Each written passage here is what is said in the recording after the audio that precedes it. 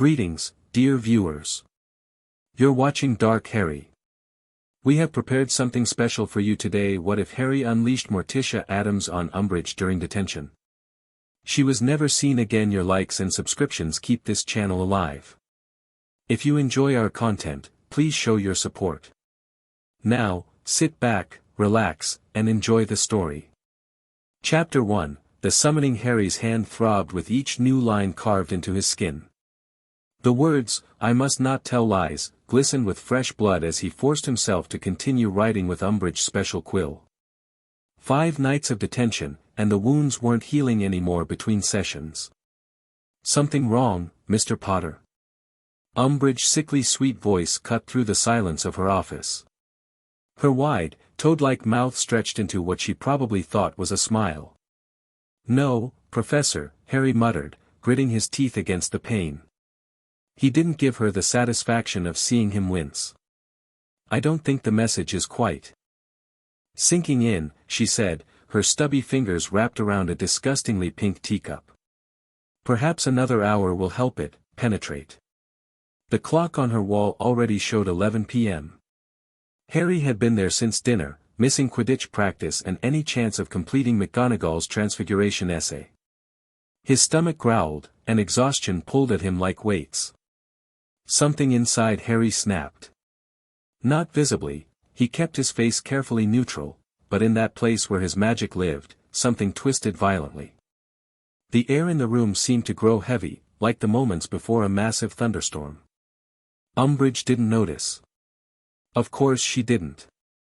She was too busy watching him bleed with that satisfied little smile, surrounded by her collection of decorative kitten plates that meowed and pranced on the wall behind her. Harry drove the quill down harder, his anger building with each stroke. He wasn't even sure who he was angrier with, Umbridge for torturing him, or himself for letting her. The words tore deeper into his flesh, blood now freely running down his wrist and onto the parchment. "I must not tell lies," he wrote, each word a fresh wound. The pain blazed white-hot, and Harry's vision blurred. His magic surged uncontrollably, responding to his rage and agony. The quill in his hand began to vibrate. "Mr. Potter, control yourself," Umbridge snapped, setting down her teacup. "This childish display will only extend your—" She never finished. A tremendous crack split the air, like lightning striking inside the room. The walls shuddered, and every single kitten plate fell silent mid-meow. Behind Umbridge's desk, the air itself seemed to tear open. A vertical slash of darkness appeared, edges rippling like disturbed water. The temperature in the room plummeted, and the sickly sweet smell of Umbridge's perfume was replaced by something else, the scent of night-blooming flowers and rich, damp earth. "What have you done?" Umbridge shrieked, jumping to her feet and drawing her wand. "Stop this immediately." But Harry couldn't have stopped it if he tried. The tear in reality widened, darkness spilling out like ink in water. And then, from that darkness, stepped a woman. She emerged with the fluid grace of a shadow at sunset, tall and impossibly elegant. Her skin was pale as moonlight, contrasting sharply with her floor-length black dress that clung to her slender figure.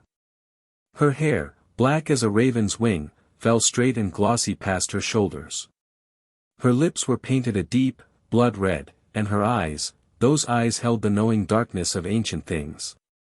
The woman took in the office with one sweeping glance, her expression impassive yet somehow conveying deep distaste. When her gaze landed on Harry, something flickered in those fathomless eyes.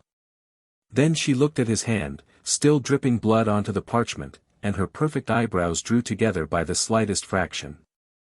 "What a novel form of correspondence," she said, her voice rich and smooth as aged wine. "Though I prefer the traditional raven. Far less messy." "Who are you?" Umbridge demanded, her wand pointed at the stranger. "How did you breach the castle's defenses?" "This is ministry business, and I demand you leave immediately." The woman turned to Umbridge as if just noticing her presence, studying her with the cool interest one might give to an unusual species of beetle. "Morticia Addams," she introduced herself with a slight incline of her head. No curtsy, no bow, a greeting between equals, at most. As for how I arrived, I believe your student had something to do with it. Most impressive. Harry stared, frozen between shock and fascination. Morticia Addams.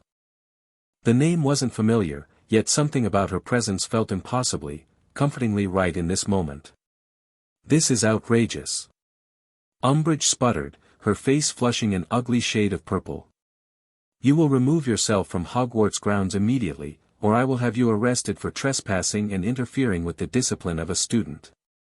Morticia's gaze dropped pointedly to the blood-stained parchment on the desk, then to Harry's ravaged hand, and finally back to Umbridge. Discipline, she repeated, the single word somehow conveying volumes of judgment. How fascinating. In my experience, discipline rarely requires bloodletting. Unless, of course, it's consensual and performed under proper supervision during the full moon. Harry choked on a startled laugh that he quickly disguised as a cough. Umbridge's eyes bulged. This boy has been spreading dangerous lies and undermining the ministry. The punishment is entirely appropriate and ministry approved. I see. Morticia glided closer to Harry's desk, moving with such fluid grace she might have been floating. May I? Before Harry could respond, she gently lifted his wounded hand. Her touch was cool but not cold, her long fingers careful as she examined the carved words. Interesting implement, she said, glancing at the black quill. My grandmother had something similar. Though she reserved it for signing certain, binding contracts. With demons, primarily. It's a standard disciplinary tool. Umbridge insisted, though her voice had climbed several octaves. Is it? Morticia's voice remained perfectly modulated, but Harry felt the temperature drop another few degrees. How unusual. In my family, we believe children should be encouraged, not carved. Even Wednesday's pet spiders receive more gentle handling. She released Harry's hand and turned fully toward Umbridge, drawing herself up to her full, considerable height. Something in the air changed, a subtle pressure, like the moment before a snake strikes. I don't know who you think you are, Umbridge began, her voice quavering slightly despite her bluster, but I am Dolores Umbridge, Senior Undersecretary to the Minister for Magic, High Inquisitor of Hogwarts, and, yes, Morticia interrupted smoothly. Your titles are impressive, I'm sure. But I find myself more interested in your methods. Her dark eyes flicked to the blood quill. Where I come from, those who harm children face certain consequences. Are you threatening me? Umbridge's voice rose to a near squeak. Threatening? Morticia's red lips curved into something too sharp to be called a smile. I never threaten, Ms. Umbridge. I merely observe. Harry watched the exchange with growing fascination. For the first time since returning to Hogwarts, someone was standing up to Umbridge without shouting, without losing control. Morticia Addams exuded a kind of power that had nothing to do with wands or spells, it was in her bearing, her voice, the absolute certainty with which she spoke. Mr. Potter, Umbridge said, visibly trying to regain control of the situation, your detention will continue tomorrow evening. As for you, Ms. Addams, I'm calling security to escort you from the premises. Morticia tilted her head slightly. Security? How delightful. I do so enjoy meeting new people. Umbridge moved toward her fireplace, presumably to call for assistance, when every flame in the office suddenly extinguished. The room plunged into darkness, save for the faint moonlight filtering through the windows and the still open dimensional tier, which cast an eerie, pulsing glow. How unfortunate, Morticia commented into the darkness, sounding not at all concerned. Power fluctuations can be so unpredictable. Particularly around certain energies. Lumos. Umbridge squeaked, her wand tip flaring to life. In the wand light, her face looked more toad-like than ever, pale and clammy with fear she was trying desperately to hide. Mr. Potter, you are dismissed for tonight, she said quickly. We will discuss your role in this disruption tomorrow. Harry hesitated, reluctant to leave the mysterious woman who'd somehow cowed Umbridge where even Dumbledore had failed.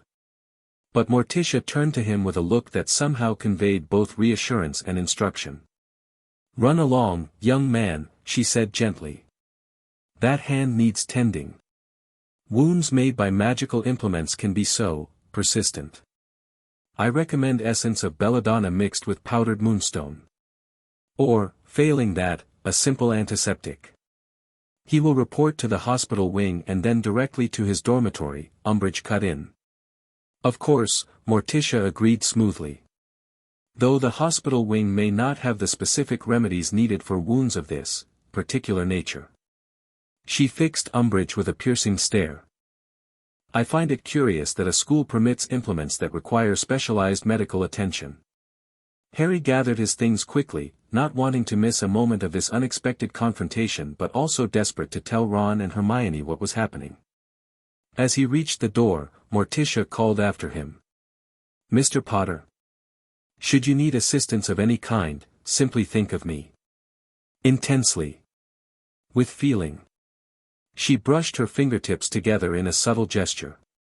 "Family tradition suggests blood works best for summoning, but given your current state, I believe strong emotion would suffice." Harry nodded, not entirely understanding but somehow trusting her implicitly. "Thank you, Mrs. Addams." "Morticia, please," she corrected him with a ghost of a smile. "Mrs. Addams is my mother-in-law. Formidable woman. Keeps an alligator in her bathtub." With that bizarre parting comment ringing in his ears, Harry slipped out the door and immediately broke into a run toward Gryffindor Tower.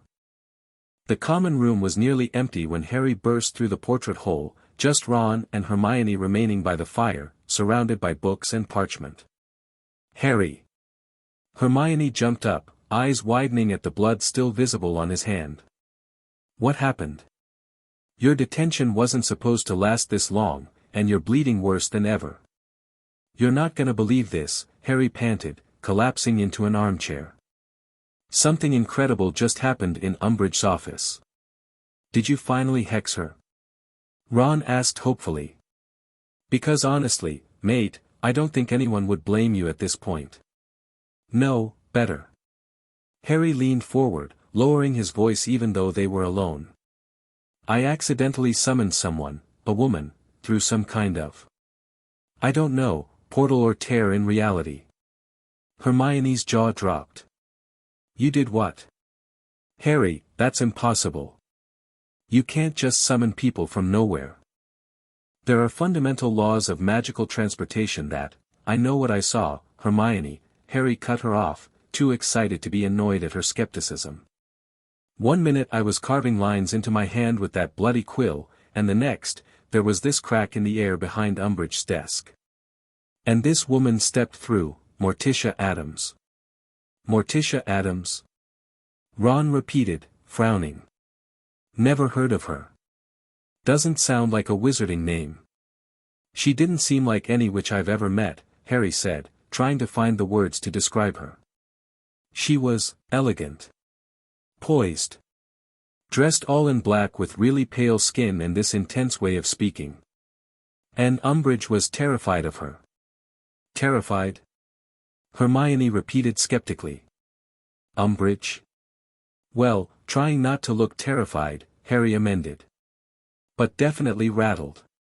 Morticia just commanded the room, somehow. And she was furious about the blood quill, called it a tool for signing contracts with demons." Ron snorted. "Sounds about right, considering who's using it." "Wait," Hermione said, her academic curiosity clearly piqued despite her skepticism. "You said you summoned her accidentally. How? What exactly were you doing or thinking right before this happened?" Harry frowned, trying to recall the moment precisely. "I was angry, beyond angry. In pain. Umbridge had extended the detention for no reason, and something just snapped inside me. Not like losing control exactly, but like my magic was responding to something deeper than conscious thought." Hermione's expression shifted from doubt to intense concentration. "That sounds like accidental magic, but that's extremely rare in wizards our age, especially something this powerful. Could be because of you-know-who, Ron suggested quietly.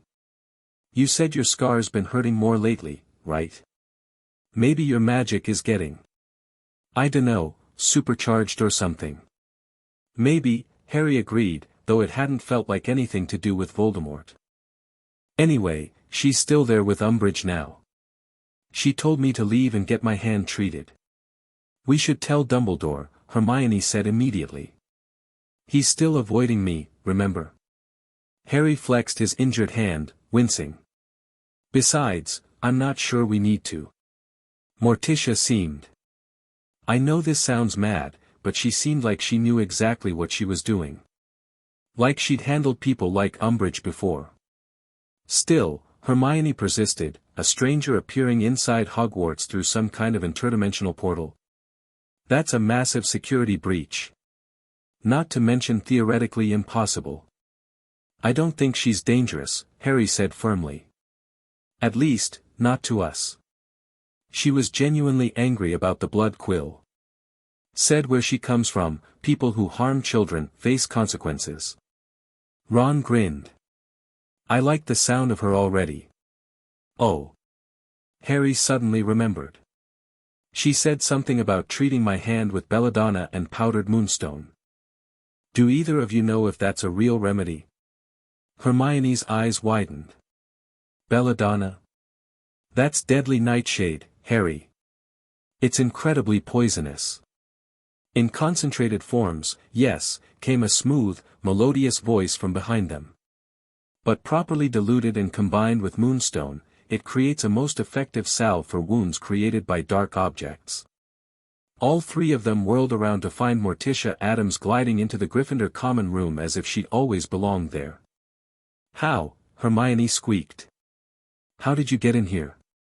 You need a password.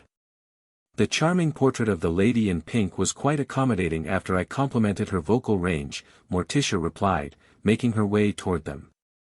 I assured her I meant no harm to any students. She seemed to believe me.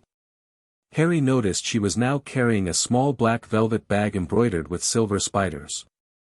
The strange tear in reality that had appeared in Umbridge's office was nowhere to be seen. Where's Umbridge? Harry asked. Composing a strongly worded letter to the minister, I believe. Morticia's lips curved in the barest hint of amusement.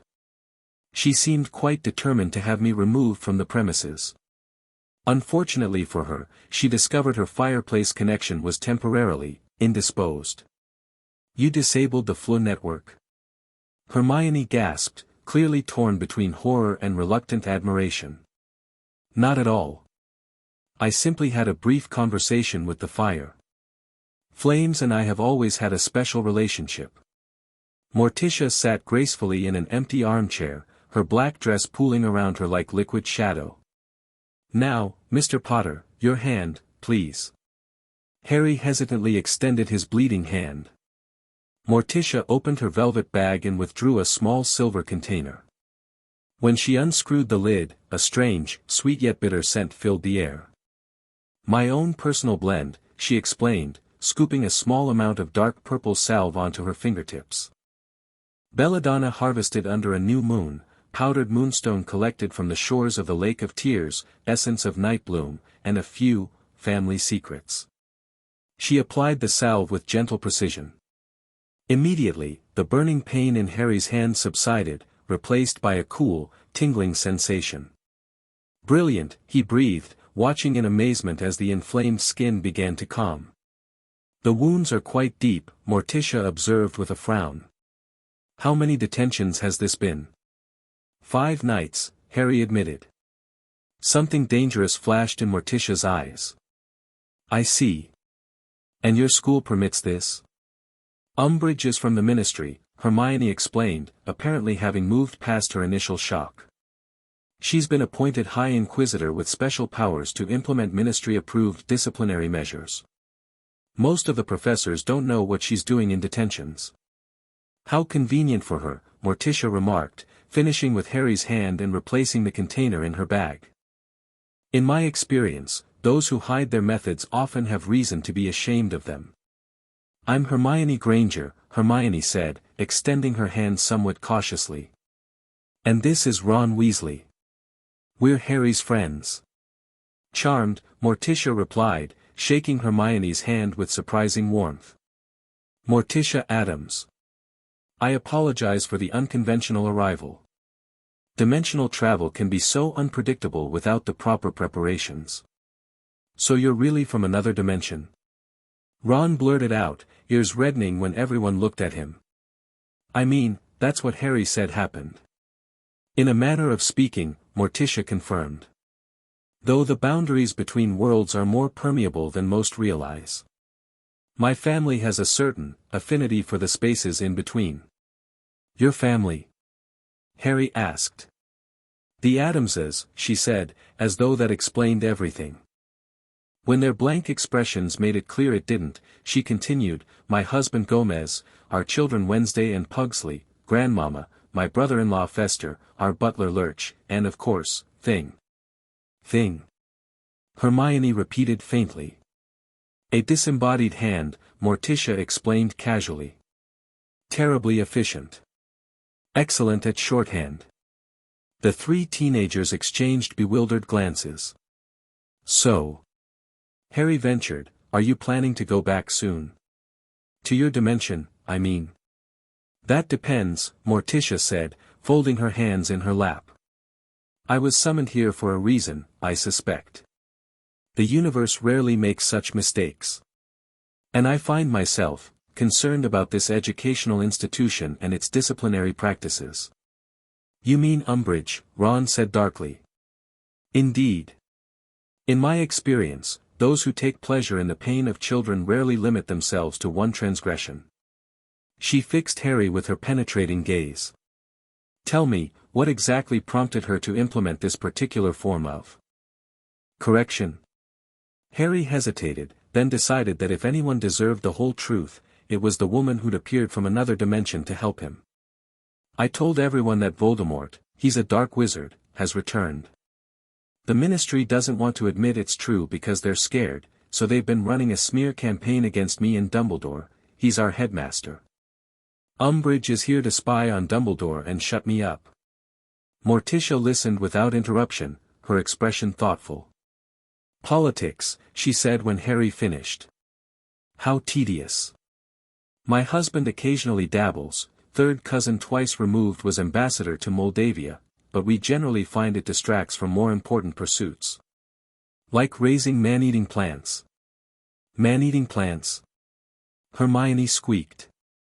Gomez gave me a carnivorous creeper for our anniversary, Morticia said with a fond smile. Such a romantic. It nearly took his arm off during our tango last week. Ron mouthed, mental, to Harry behind Morticia's back, but Harry found himself grinning. There was something refreshingly direct about Morticia's peculiar brand of honesty. So what happens now? Harry asked. Umbridge isn't going to just let this go. She'll have the Ministry here by morning. Let her, Morticia said with serene confidence. I find bureaucracies to be particularly susceptible to certain approaches. My family has centuries of experience dealing with witch hunters, tax collectors, and overzealous neighborhood associations. The Ministry will be no different. She rose to her feet in one fluid motion. Now, I believe I should familiarize myself with my temporary surroundings. Perhaps you could show me this castle tomorrow. I have a particular interest in dungeons, towers, and any areas rumored to be haunted. We have all three, Ron said weakly. Perfect. Morticia smiled that not quite smile again. For now, I shall find somewhere suitable to spend the night. I prefer locations with a certain atmosphere. Perhaps that delightful forest I glimpsed from the windows. The Forbidden Forest. Hermione looked horrified. You can't sleep there. It's full of dangerous creatures. How wonderful, Morticia replied, genuinely pleased. It's been too long since I've communed with dangerous creatures under moonlight.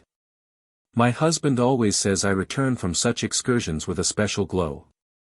You could stay in the castle, Harry suggested quickly, not sure if he was more worried for Morticia or the forest creatures.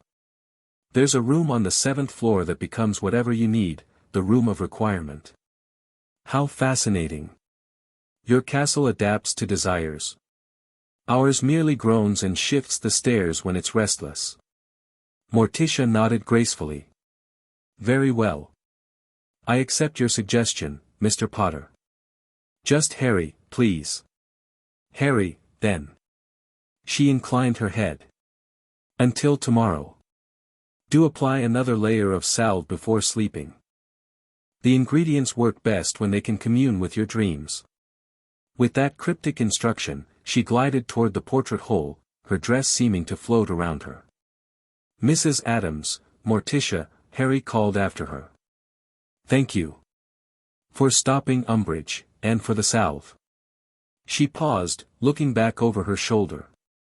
"Never thank an Addams prematurely, dear boy. We haven't even begun." And with that, she was gone, leaving the three friends staring at each other in stunned silence. "Bloody hell," Ron finally said. "Did that really just happen?" "I think it did," Harry replied, looking down at his hand. The words were still visible but no longer bleeding or burning. "And honestly, I think Umbridge just met her match." Dolores Umbridge did not sleep well that night. Her dreams were plagued by shadows that moved independently of light sources, whispers in languages she didn't recognize, and the constant feeling of being watched by something lurking just beyond her peripheral vision. She woke at 3:17 a.m., gasping and sweating, convinced she'd heard someone call her name from inside her closet. When she mustered the courage to check, she found nothing amiss, except every single one of her pink cardigans had turned black. Not charmed or transfigured, she checked immediately with diagnostic spells, but genuinely, permanently black, as if they'd always been that color. Even more disturbing, they now seemed to be made of a material that felt disturbingly like cobwebs to the touch. By dawn, she'd convinced herself it was merely a prank by Potter or his friends, though how they'd breached her private quarters, she couldn't explain. The woman who'd appeared in her office was clearly some kind of illusion or imposter. She'd already drafted a letter to Cornelius requesting Aura assistance to arrest the intruder. Feeling more confident, Umbridge dressed, in her emergency spare pink cardigan, kept in a locked drawer, applied her makeup, and headed down to breakfast early to ensure she spoke with the staff before that woman could spread any lies. The moment she entered the Great Hall, she knew something was wrong. The ceiling, normally charmed to show the sky outside, displayed a strange, swirling darkness interspersed with flashes of lightning, despite the clear autumn morning visible through the actual windows. And there, at the staff table, sitting between Minerva McGonagall and Severus Snape as if she belonged there, was the woman from last night. Morticia Addams.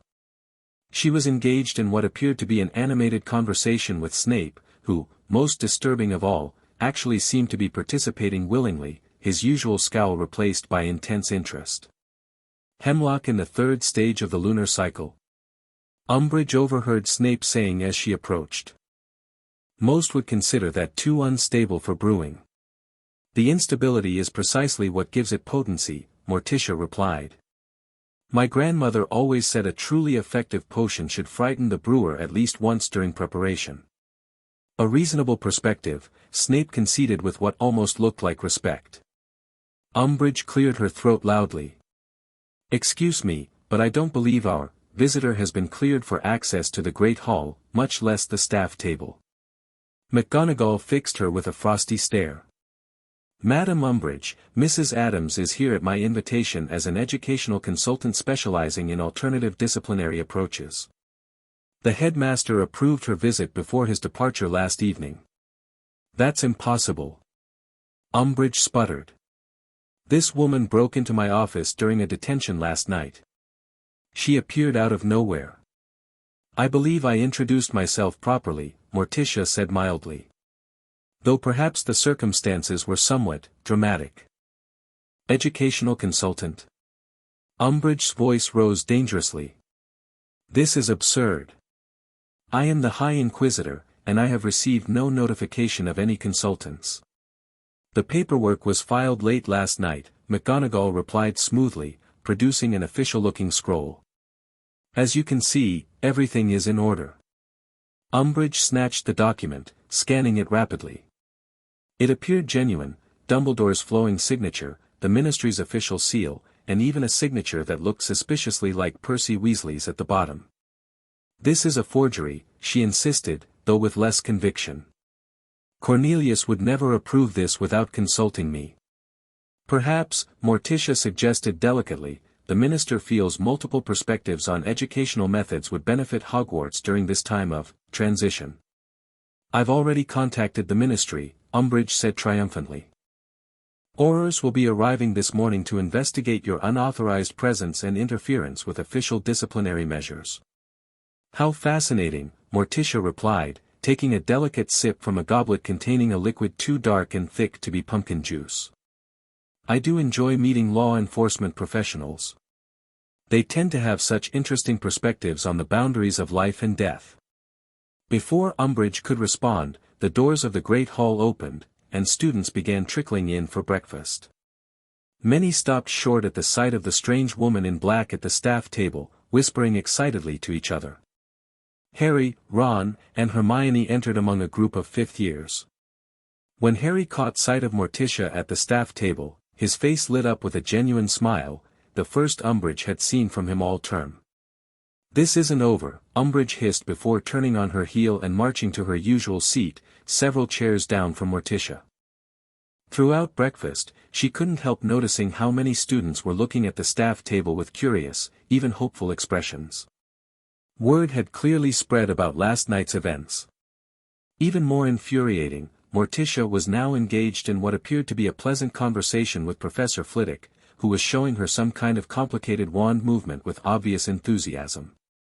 By the time Umbridge left the Great Hall, her appetite completely ruined, she'd counted no fewer than 5 professors in apparently cordial conversation with the intruder. Only Trelawney had kept her distance, casting nervous glances at Morticia and muttering about dark auras. The final straw came when Umbridge returned to her office to find every single one of her decorative kitten plates replaced with similar plates featuring black cats with unnervingly intelligent eyes that followed her movements around the room. When she tried to cast finite incantatem, the cats all hissed in unison, their fur standing on end. Somehow, impossibly, in just one night, Morticia Addams had established herself at Hogwarts. And Umbridge had the unsettling feeling that her carefully constructed authority was beginning to crumble. Harry's first class that morning was potions. As he, Ron, and Hermione made their way to the dungeons, they were besieged with questions from their classmates. Is it true there's a woman who appeared out of nowhere and made Umbridge wet herself? Seamus asked eagerly. No. Hermione said, scandalized. She didn't, that's not what happened. But someone did appear in Umbridge's office? Dean pressed. Harry nodded. Her name's Morticia Addams. And yes, she basically told Umbridge off for using the blood quill on me during detention. He showed them his hand, which was noticeably less inflamed than it had been after previous detentions. Wicked, Seamus breathed. And she's staying? I saw her at the staff table. Apparently McGonagall invited her as some kind of consultant, Ron said with a grin. You should have seen Umbridge's face. She's not just here for Umbridge, though, Hermione said thoughtfully. I think there's more going on. I was watching her at breakfast, she was asking all the professors about their subjects, taking everything in. She seems particularly interested in defense against the dark arts. Well, we're not learning any actual defense from Umbridge, Harry pointed out as they reached the potions classroom. Maybe Morticia could teach us something useful. She does seem to know a lot about dark substances, Hermione admitted. The way she and Professor Snape were discussing poisonous plants, it was like listening to 2 experts. They entered the classroom and took their usual seats, still discussing Morticia in hushed voices. To everyone's surprise, when Snape swept in a few minutes later, Morticia followed, her tall, slender figure a stark contrast to Snape's billowing black robes. Today, Snape announced without preamble, we will be brewing the draft of living death. As some of you may recall from your reading, His eyes lingered pointedly on Harry. This extremely powerful sleeping potion can place the drinker into a death-like slumber. Mrs. Addams has kindly offered to assist, given her extensive experience with similar concoctions. Morticia inclined her head gracefully. Professor Snape flatters me. My family recipes tend toward the more permanent varieties of sleep, but the principles remain the same. A nervous titter ran through the class. Snape silenced it with a glare. Instructions are on the board. You have until the end of class. Begin. As they gathered ingredients and set up their cauldrons, Morticia glided between the workstations, observing without interfering. When she reached Harry's table, she paused. Your hand seems improved, she noted quietly. Much better, Harry confirmed, showing her. The salve really worked. Thanks again. My pleasure. Though I notice your Professor Snape seems particularly attentive to your work. Her dark eyes flicked to where Snape was watching them with narrowed eyes. An interesting dynamic. He hates me, Harry said bluntly, crushing his saprophoros bean with difficulty. Hatred requires passion, Morticia observed. Try the flat side of your silver dagger instead. And perhaps a small twist. Harry followed her advice, and to his amazement, the bean released a flood of juice, far more than Hermione had managed with her precise knife work. How did you know to do that? Hermione whispered, impressed despite herself. Certain ingredients require persuasion rather than force, Morticia replied. My daughter Wednesday taught me that. She has a remarkable gift for extraction. She moved on to the next table, leaving Harry to add the bean juice to his potion, which immediately turned the exact shade of lilac described in the instructions. For once, his potion was actually on track. Throughout the class, Harry noticed Morticia and Snape engaged in quiet, intense conversations whenever they crossed paths. More surprising was Snape's manner, none of his usual sneering or condescension. He seemed to be genuinely discussing potions theory with her as equals. By the end of class, Harry's potion was nearly perfect, not quite as good as Hermione's, but easily the best he'd ever brewed. When Snape came to inspect it, his lip curled slightly, but he merely said, "Adequate, Potter," which, coming from Snape, was practically effusive praise. As they were packing up their things, Malfoy approached, his pale face twisted in its usual sneer. So, Potter, had to summon help from another dimension because you can't handle a little detention? Wait until my father hears about this. Your father, Morticia said from directly behind Malfoy, making him jump, sounds like a man who values influence. How fascinating. In my experience, those most concerned with their connections often have the most to lose when those connections are severed. Malfoy whirled around, momentarily speechless at Morticia's sudden appearance and unsettling observation. My father is a very important man at the Ministry, he finally managed, though with noticeably less swagger. I'm sure he is, Morticia agreed smoothly. Family is everything, after all. My own family dates back many centuries. We've witnessed the rise and fall of countless, important men. A curious pattern emerges over time. Something in her tone made Malfoy take an involuntary step backward. Whatever, he muttered, then hurried away to join Crabbe and Goyle. Blimey, Ron said, watching Malfoy retreat. You scared him off without even trying. Fear is rarely my intention, Morticia replied. Merely, perspective. She turned to Harry. I understand your next class is Defense Against the Dark Arts with Professor Umbridge. How fortunate. I've arranged to observe. Harry, Ron, and Hermione exchanged gleeful looks. Umbridge versus Morticia, Round 2. This was going to be interesting. By lunchtime, the entire school was buzzing about the mysterious Morticia Addams. Stories spread like wildfire, growing more outlandish with each retelling. According to some first-years, she could turn into a swarm of bats. The Ravenclaws were debating whether her dimensional travel violated Gamp's law of elemental transfiguration. And Fred and George Weasley were already taking bets on how long it would take her to make Umbridge have a complete nervous breakdown. But the most consistent story, the one that seemed to carry a kernel of truth through all versions, was that she had appeared out of nowhere during Harry Potter's detention and had somehow neutralized Umbridge's authority in a single confrontation. For students suffering under Umbridge's increasingly oppressive educational decrees, this made Morticia an instant hero. Harry, Ron, and Hermione found themselves besieged during lunch, everyone wanting first-hand accounts of what had happened. Is it true she threatened to feed Umbridge to man-eating plants? Colin Creevey asked eagerly. No, Harry said, though he couldn't help wondering if the idea had crossed Morticia's mind. She just stood up to her. Called her out on the blood quill. Did she really appear through a tear in reality? Asked a wide-eyed second-year Hufflepuff. Yes, actually, Harry confirmed, causing a ripple of excited whispers. 1 minute there was just a wall behind Umbridge's desk, and the next, this sort of dark opening appeared, and she stepped through. Where is she from? Someone else asked.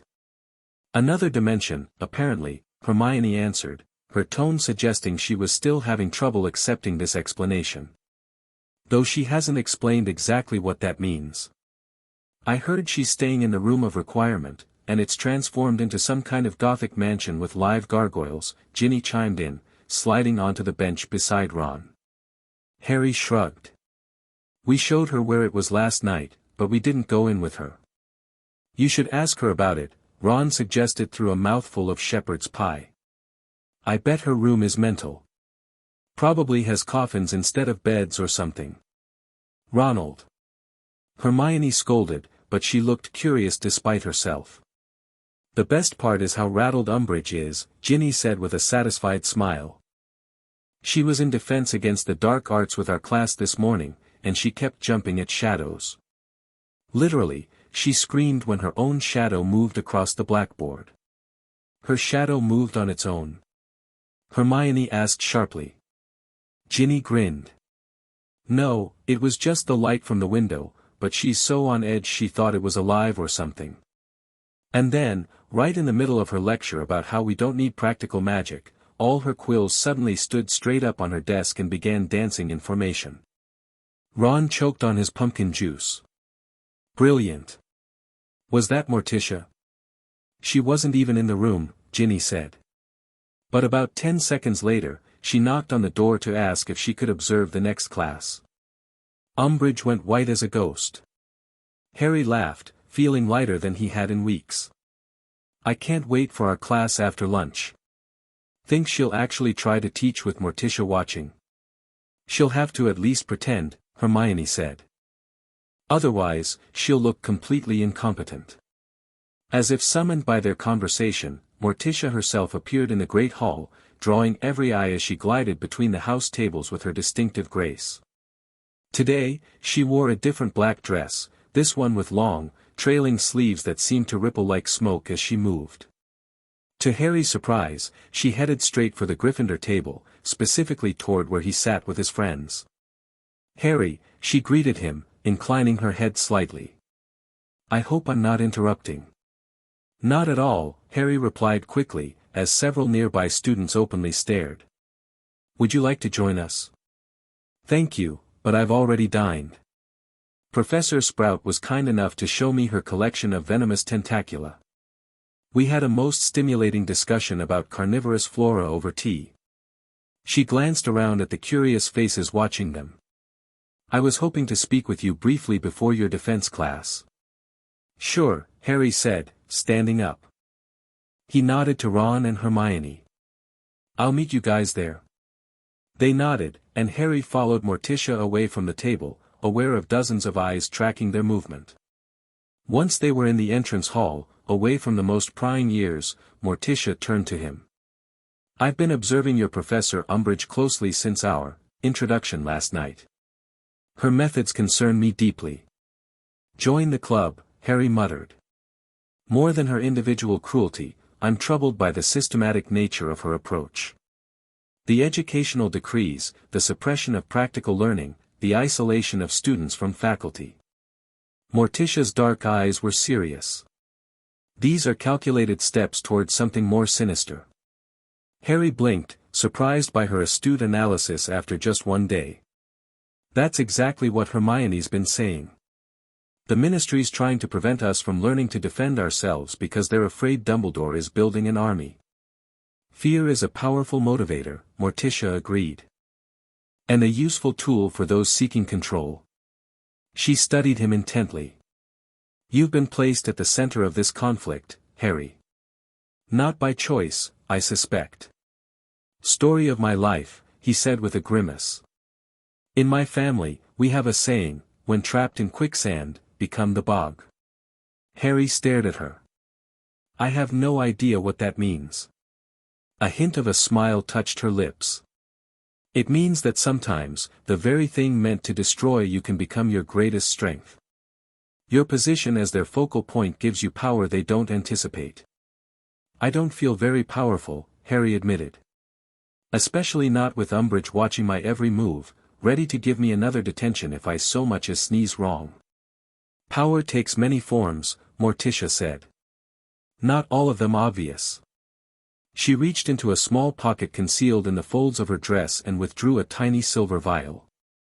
This is for emergencies only. 3 drops in water will create a mist that confuses the mind and obscures intentions. Use it wisely. Harry accepted the vial cautiously. What exactly does it do? It creates a moment of possibility, Morticia said cryptically. A brief window where reality becomes flexible. Particularly useful when one needs to exit a situation discreetly. Before Harry could ask for clarification, she continued, I'll be observing your defense class today. I'm curious to see Professor Umbridge's educational approach in its full glory. The way she said glory made it clear exactly what she thought of Umbridge's teaching methods.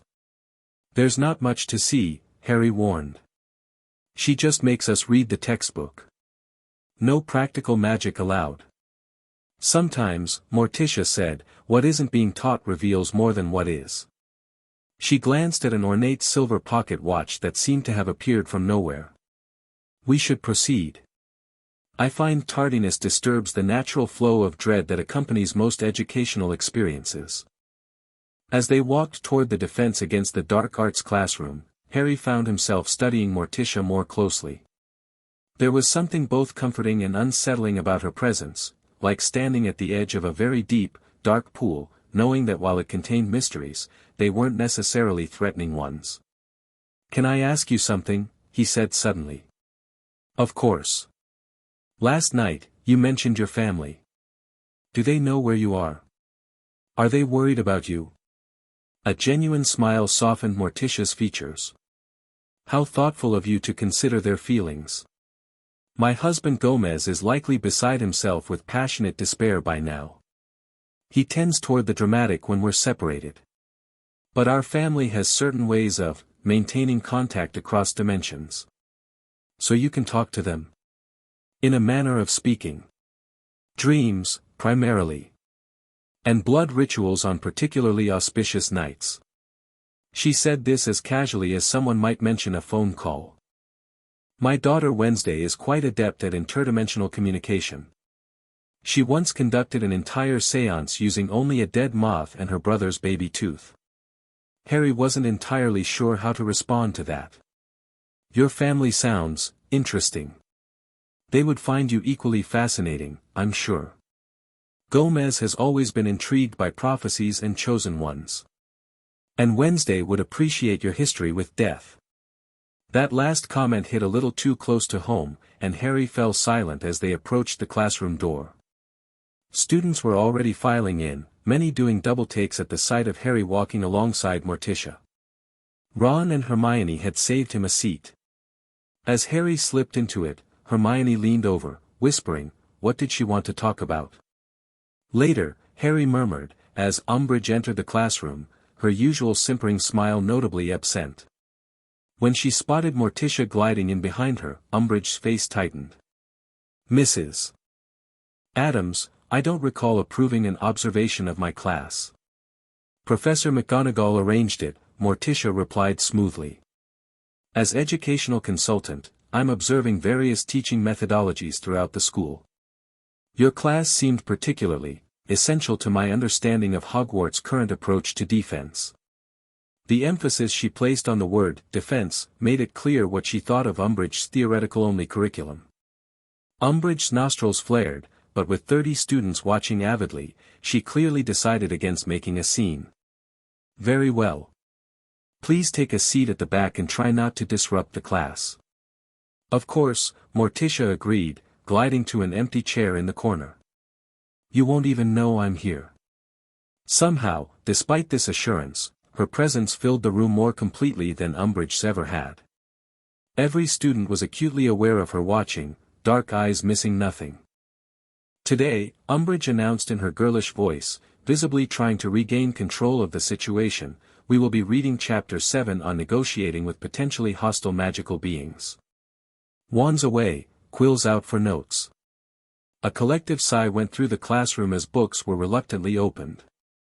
Harry flipped to Chapter 7, which, like the rest of a useless textbook, advocated running away or surrendering when faced with any remotely dangerous creature. When confronted by a werewolf, Harry read under his breath to Ron, the sensible wizard will offer clothing as a distraction and retreat at a moderate pace, neither too quickly to trigger pursuit nor too slowly to be caught. Ron snorted. Yeah, I'm sure Lupin would have been well distracted by a jumper while he was transformed. Mr. Weasley, Umbridge called sharply. Is there something you'd like to share with the class? No, Professor, Ron muttered. Then I suggest you focus on your reading. 5 points from Gryffindor for disrupting class.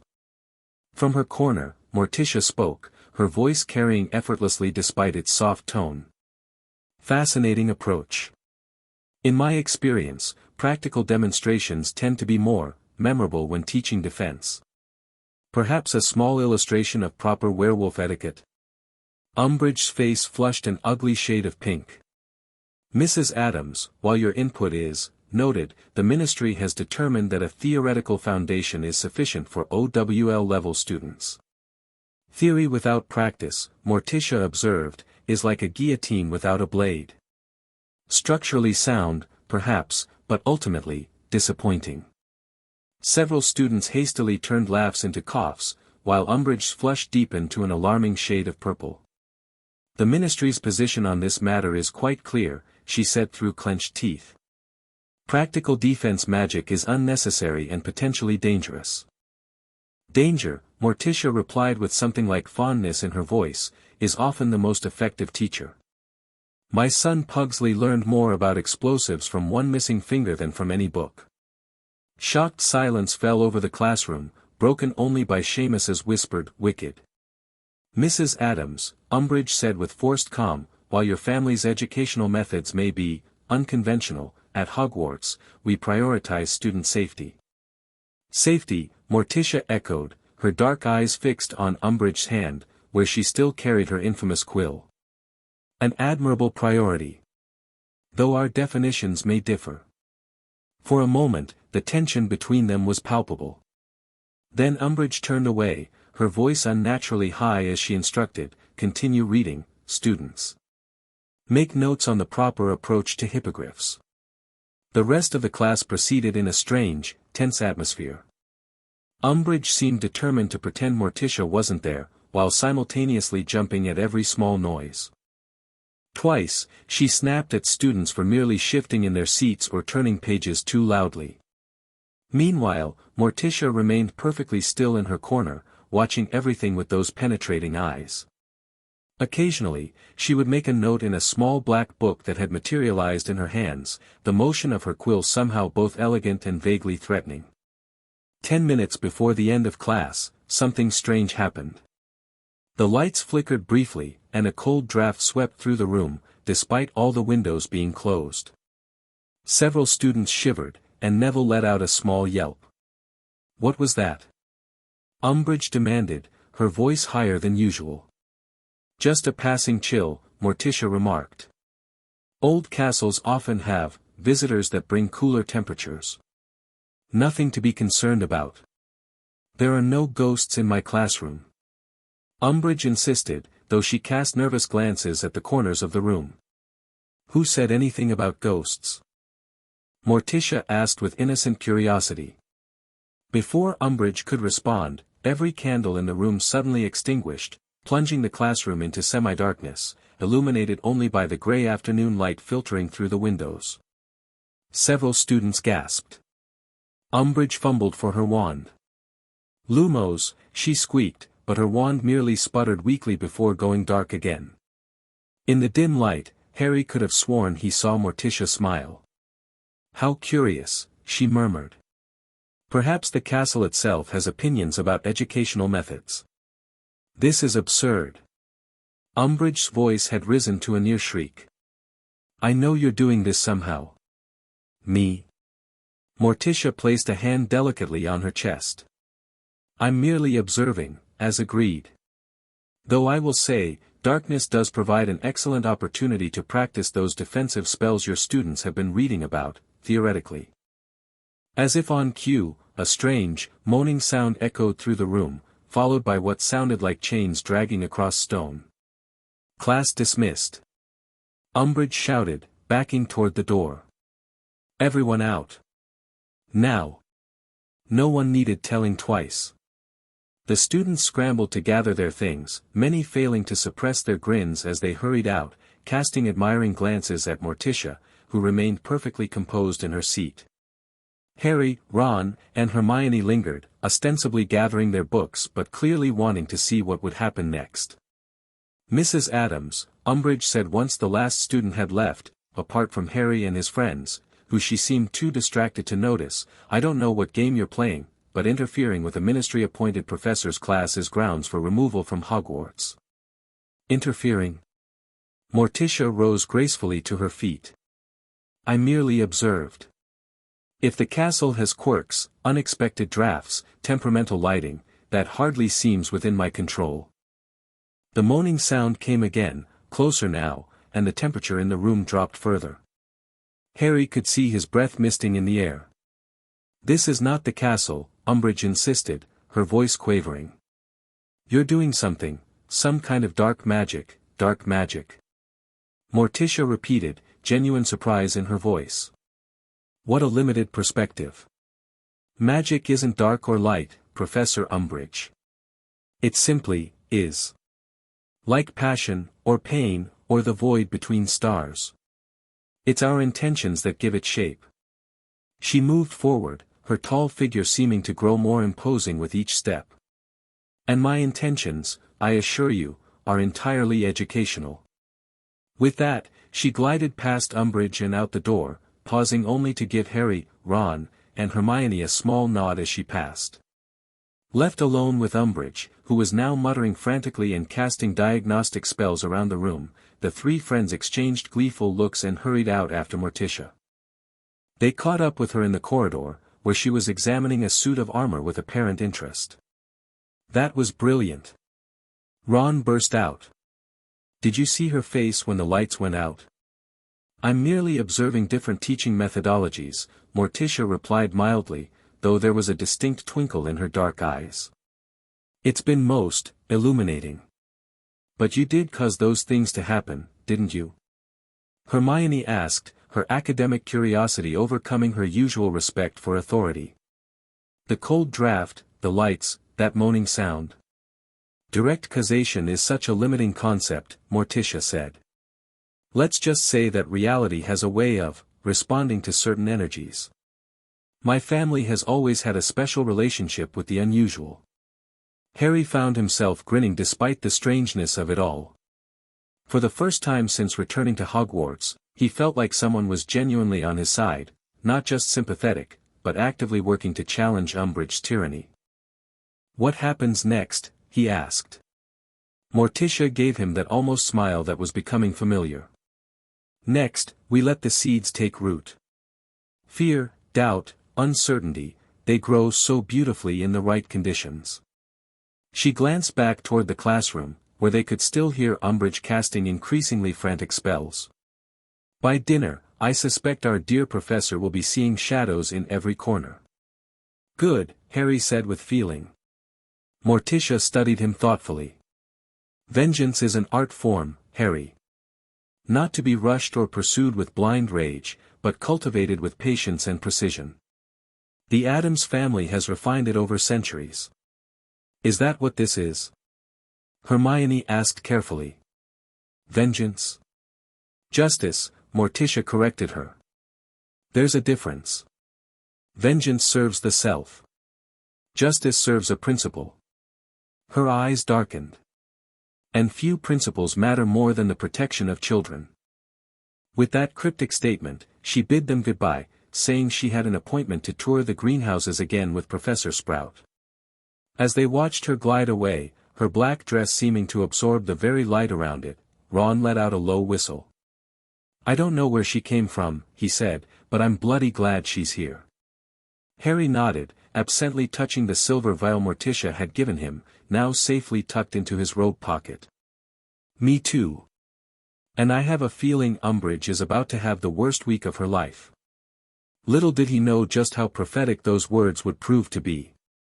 Chapter 2, Escalation. Word traveled fast at Hogwarts.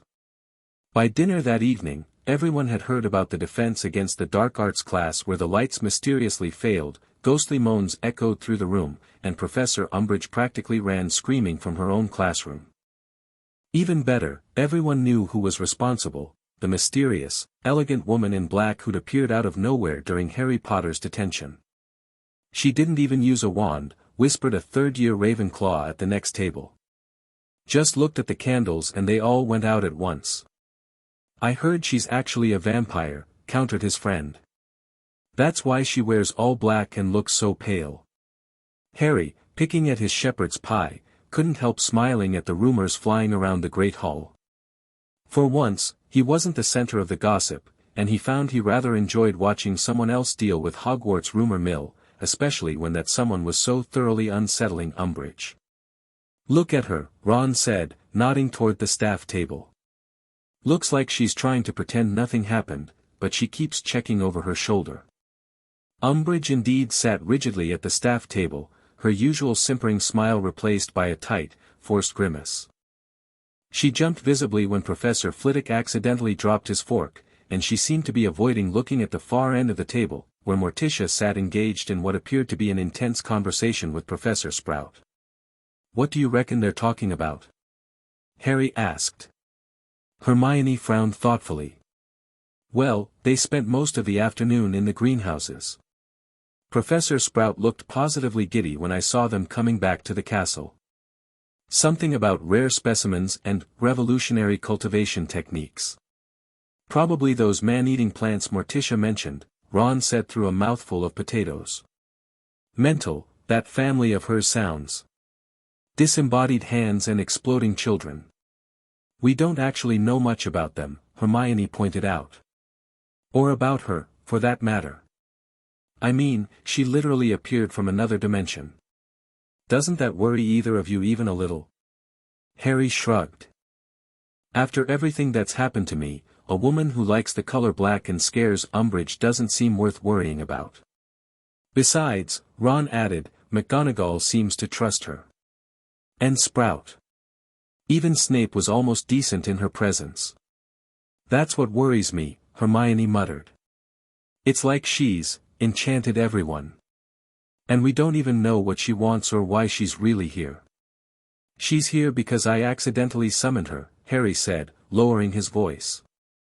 And she stayed because she was horrified by the blood quill. Seems straightforward enough to me. Before Hermione could argue further, the Weasley twins dropped onto the bench across from them, identical mischievous grins on their faces. Harry, our good man, Fred began. Our benefactor and inspiration, George continued. We've come to thank you, for introducing us to the most marvelous woman. Harry blinked. You've met Morticia. Met her? Fred clutched his heart dramatically. We've been enlightened by her. Transformed, George agreed solemnly. Educated in the higher arts of mischief, Fred added. Ron narrowed his eyes suspiciously. What did you two do? Nothing yet, George said, his expression far too innocent to be trusted. Just had a delightful conversation about theoretical applications of certain botanical extracts, Fred explained. Purely academic, of course.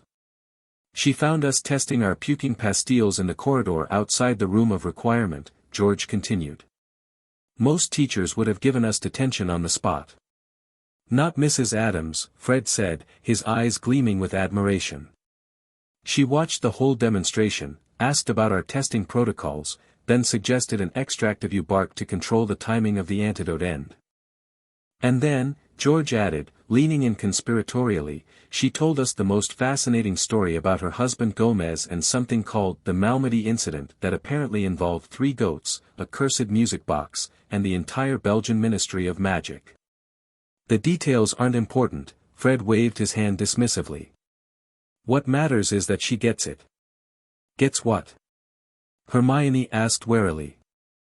The art of chaos, the twins said in unison, with such reverence that Harry nearly laughed. She's invited us to meet with her tonight, George continued.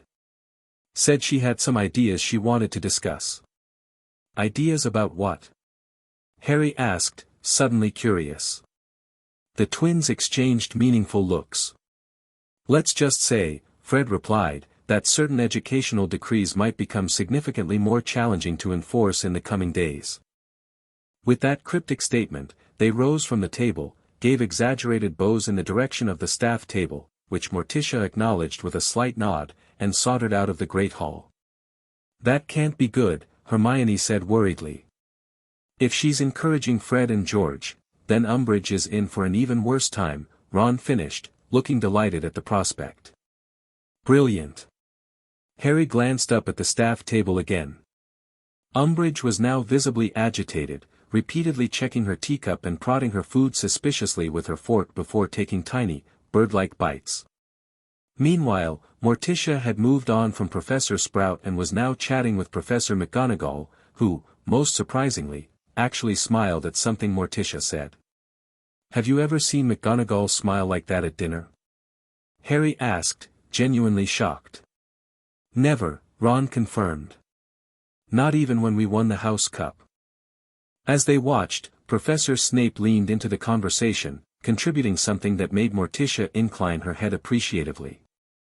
For a brief moment, the 3 professors formed a united front, their attention collectively sweeping toward Umbridge, who shrank visibly in her seat.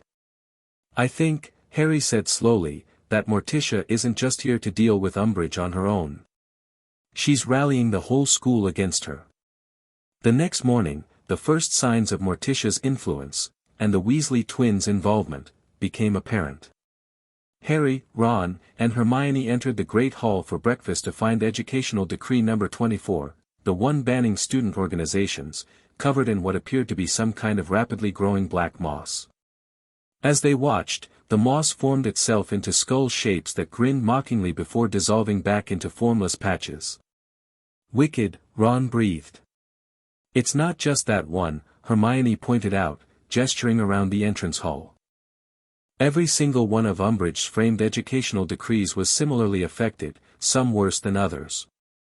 Number 23 was barely visible beneath a writhing mass of what looked suspiciously like Devil's Snare. Filch stood beneath one of the frames, frantically spraying it with various cleaning solutions, all of which seemed to make the moss grow faster. His face was contorted with rage as he muttered furiously about hooligans and miscreants. Good morning, came Morticia's smooth voice from behind them. I see Hogwarts is experiencing a rather unusual fungal bloom. How fascinating.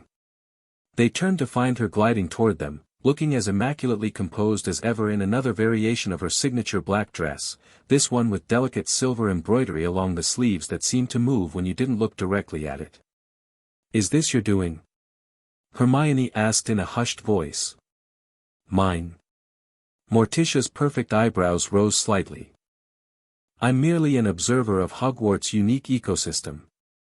Though I did mention to Professor Sprout yesterday that certain decorative elements in the castle seem to lack vitality. How wonderful that nature has stepped in to correct the deficiency. The hint of a smile played around her blood-red lips as she swept past them into the great hall, leaving a faint scent of exotic flowers in her wake. That wasn't a denial, Hermione muttered. Inside, the great hall buzzed with excitement as students pointed at the staff table, where Umbridge's chair had been mysteriously replaced with what appeared to be a throne made entirely of twisted black thorns. The thorns weren't moving, exactly, but they gave the distinct impression that they might, should someone unwary enough try to sit on it. "That's crossing a line," Hermione whispered, looking worried. "Interfering with a professor's seat, it's brilliant," Ron countered. "Look at her face." Umbridge stood at the entrance to the staff table, her toad-like features contorted with fury as she confronted Professor McGonagall, who was regarding the thorn throne with what appeared to be mild interest. "Absolutely unacceptable," they heard Umbridge shrilling as they found seats at the Gryffindor table. "This is deliberate sabotage, and I demand immediate action." "It appears to be a simple transfiguration," McGonagall observed, making no move to fix the situation. "Though quite an advanced one. The detail work on those thorns is remarkably precise." "Then untransfigure it," Umbridge demanded. McGonagall raised an eyebrow. "Surely as the defense against the dark arts professor, you're capable of managing a simple reverse transfiguration, Dolores." Umbridge's face flushed an ugly shade of purple. She drew her wand with a jerky motion and pointed it at the throne. Finite incantatem. Nothing happened. The throne remained stubbornly thorny. Reparafarge. She tried next, with equal lack of success. By now, most of the students were watching openly, many failing to suppress their grins. Harry caught Fred and George exchanging satisfied smirks further down the Gryffindor table. After several more failed attempts, Umbridge gave up and conjured herself a plain wooden chair instead, though it clashed horribly with the rest of the staff table's grand chairs. She sat down stiffly, her expression promising retribution. Morticia, who had watched the entire scene with serene interest from her own seat, which had transformed into an elegant high-backed chair with carved ravens on the armrests overnight, raised her goblet slightly in what might have been a toast when she caught Harry's eye. "This means war," Ron said happily, serving himself a generous helping of scrambled eggs. "Umbridge won't let this go." "That's what I'm afraid of," Hermione replied. "She has the Ministry behind her, remember? She could have Morticia removed from the castle." "I'd like to see her try," Harry said, thinking of the dimensional tear and Morticia's calm confidence. Somehow, he doubted the Ministry of Magic was equipped to handle someone like Morticia Addams. As if summoned by his thoughts, a flurry of owls swept into the great hall, bringing the morning mail. A large, official-looking barn owl landed directly in front of Umbridge, presenting a letter bearing the Ministry seal. "Looks like she's already called in reinforcements," Hermione observed worriedly. They watched as Umbridge tore open the letter, her expression shifting from anticipation to confusion and then to outrage. She stood up so abruptly that her hastily conjured chair tipped over backward. "Problems with your correspondence, Dolores?" Professor McGonagall inquired mildly. This is, Umbridge sputtered, waving the letter. "The minister claims he's received no reports from me for the past 3 days. And that my request for Auror assistance was denied because it contained, and I quote, incomprehensible ramblings about dimensional visitors and animate shadows." She stormed over to where Morticia sat calmly sipping from a goblet of something too dark and thick to be pumpkin juice. "You," she hissed, barely controlling her voice.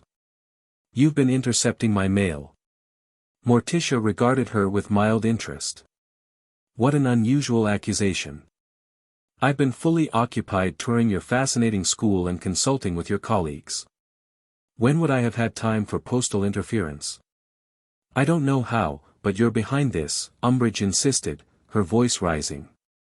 "First the decrees, then my chair, now my communications with the Ministry, perhaps," Morticia suggested smoothly, "the castle itself is expressing an opinion.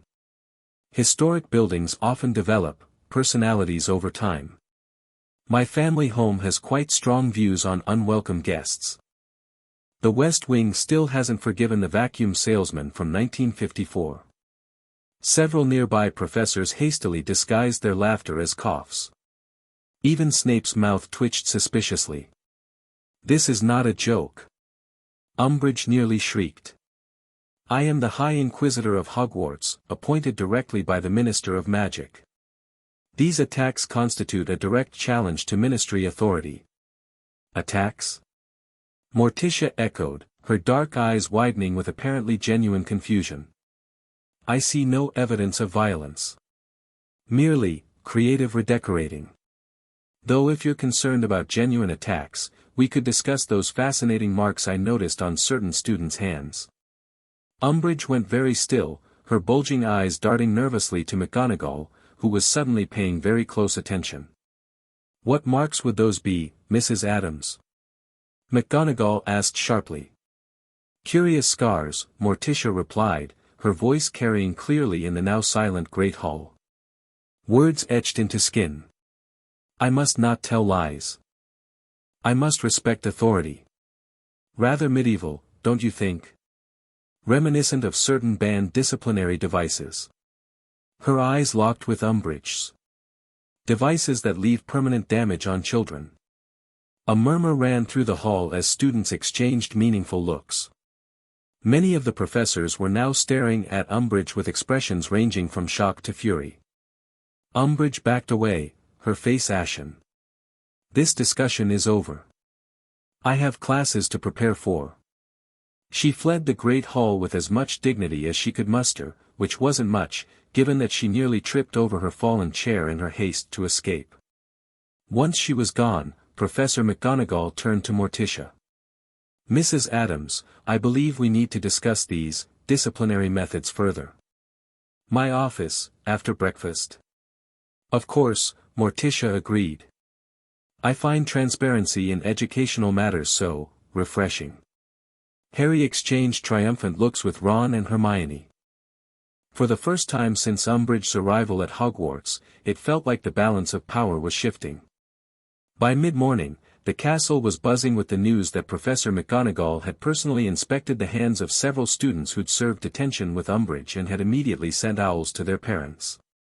The blood quill, it seemed, was not a ministry-approved disciplinary tool after all, but a dark artifact typically used only for the most binding magical contracts. Harry's first class of the day was herbology, where Professor Sprout seemed in unusually high spirits, humming cheerfully as she instructed them to collect bubotuber pus. Wonderful timing, she declared, beaming around at the greenhouse. Our special consultant has introduced me to some fascinating crossbreeding techniques. We'll be attempting to create a new variety of bubotuber with more potent secretions. More potent? Neville asked, sounding both nervous and intrigued. What would that be used for, Professor? Oh, all sorts of applications, Sprout replied vaguely, her eyes twinkling. Certain resistant magical stains, stubborn infestations, perhaps even, bureaucratic irritations. This last comment was delivered with such uncharacteristic slyness that several students exchanged surprised looks. Mrs. Addams has quite a green thumb, Sprout continued enthusiastically. Her knowledge of carnivorous and defensive plant species is simply extraordinary. Did you know her family maintains a greenhouse where they've developed a strain of Venus flytrap large enough to consume a full-grown hippogriff? Blimey, Ron muttered to Harry. These Addamses sound completely barmy. Maybe, Harry agreed, but I think we need a bit of barmy right now. After herbology, they had a free period before lunch, which they spent in the library researching for a transfiguration essay. Harry had just located a promising reference book when he spotted Morticia gliding between the stacks, trailing her fingers along the spines of books in the restricted section. Madame Pants, who normally guarded those particular shelves like a dragon protecting its eggs, was remarkably making no move to interfere. In fact, she appeared to be actively assisting, pointing out specific volumes and nodding approvingly as Morticia selected several ancient-looking tomes. What do you suppose she's researching? Hermione whispered, having also noticed this unusual scene. Dunno, Harry replied. But whatever it is, even Pants is on board. As they watched, Morticia gathered her selected books and swept toward a reading table, passing directly by their spot. She paused, acknowledging them with a slight incline of her head. Ah, the study of transformation, she observed, glancing at their transfiguration textbooks. A particular interest of mine. My cousin Itt once transformed himself into a chandelier for 3 weeks on a dare. Family gatherings have never been quite as well lit since. Before they could respond to this bizarre statement, she continued, Harry, I wonder if I might have a word. A matter has arisen that might benefit from your perspective. Sure, Harry said, standing up and ignoring Hermione's concerned look. Here, or perhaps somewhere more private, Morticia suggested. Educational consultations benefit from discretion, I find. Harry followed her to a secluded corner of the library, where she set down her stack of ominous-looking books and fixed him with her penetrating gaze. I've had several interesting conversations with your professors this morning, she began. Most illuminating. It seems your Professor Umbridge has been implementing quite an extensive campaign of educational reform. Harry nodded grimly. The decrees are just the start.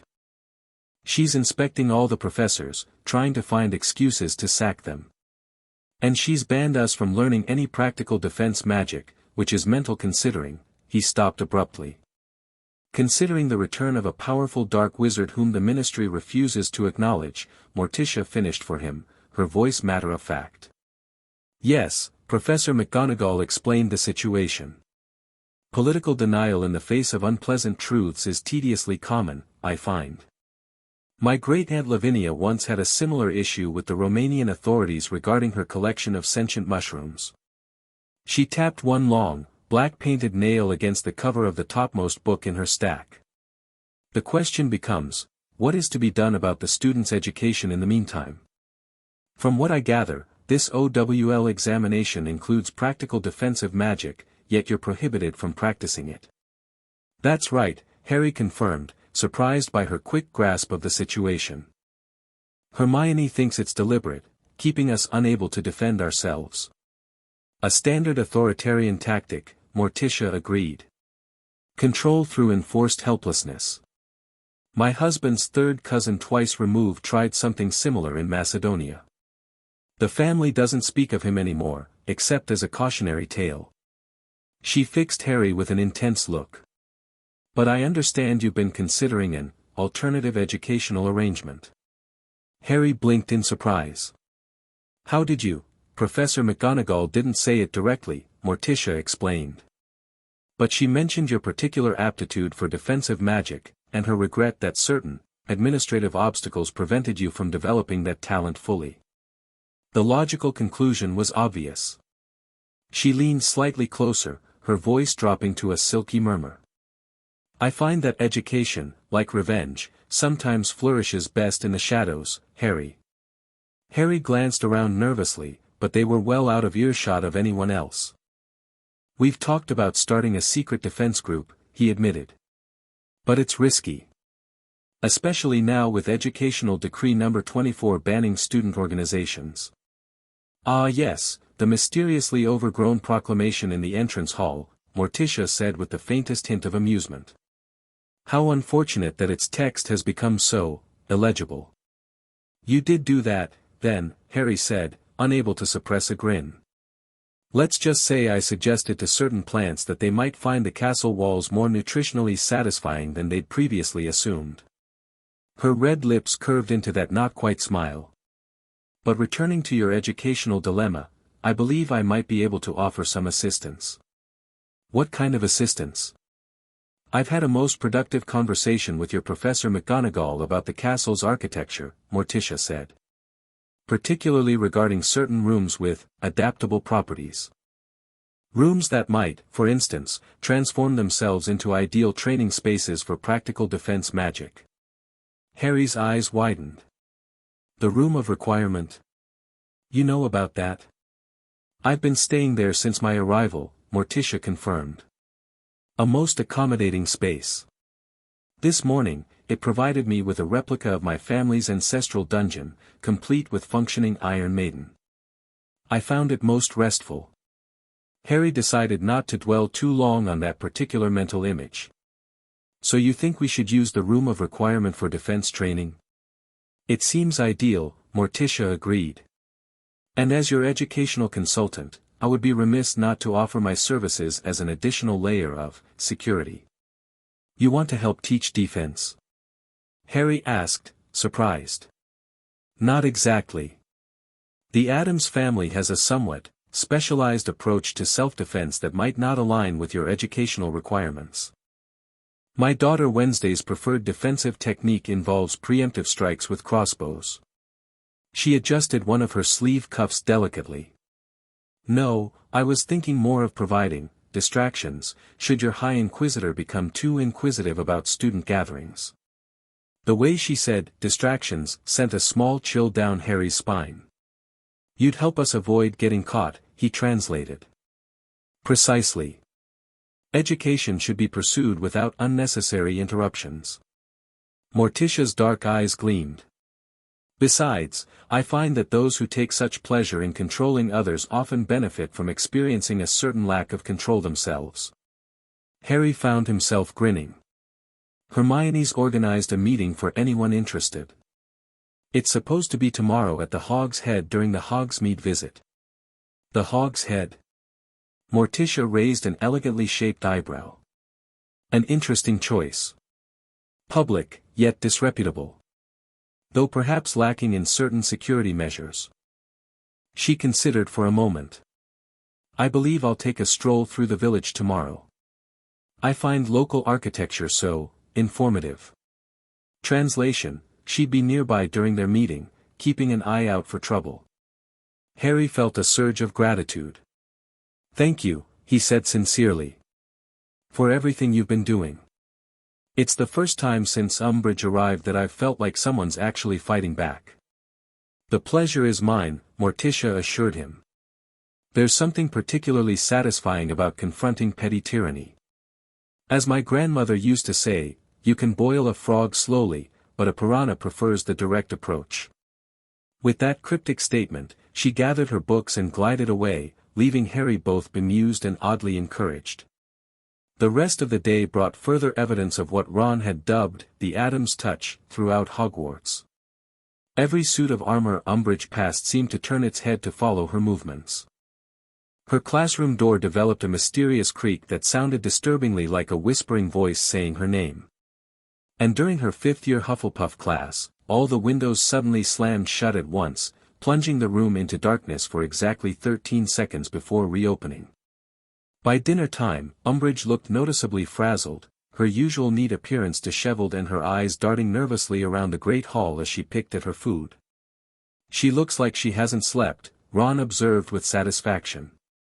I almost feel sorry for her, Hermione said, then quickly added when Ron and Harry stared at her in disbelief, I said almost.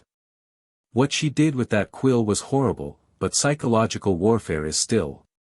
Exactly what she deserves, Harry finished firmly, his hand tingling with the memory of carved lines. The staff table presented an interesting tableau. Umbridge sat isolated at one end, while most of the other professors had gravitated toward the other end, where Morticia was apparently regaling them with some story that had even Professor McGonagall smiling. Snape, surprisingly, sat nearby, his usual scowl replaced by what might charitably be described as neutral interest. She's united them against Umbridge, Harry realized aloud. Look, even Snape is part of their group now. It's not just the professors, Hermione pointed out. Have you noticed how students from different houses are talking more?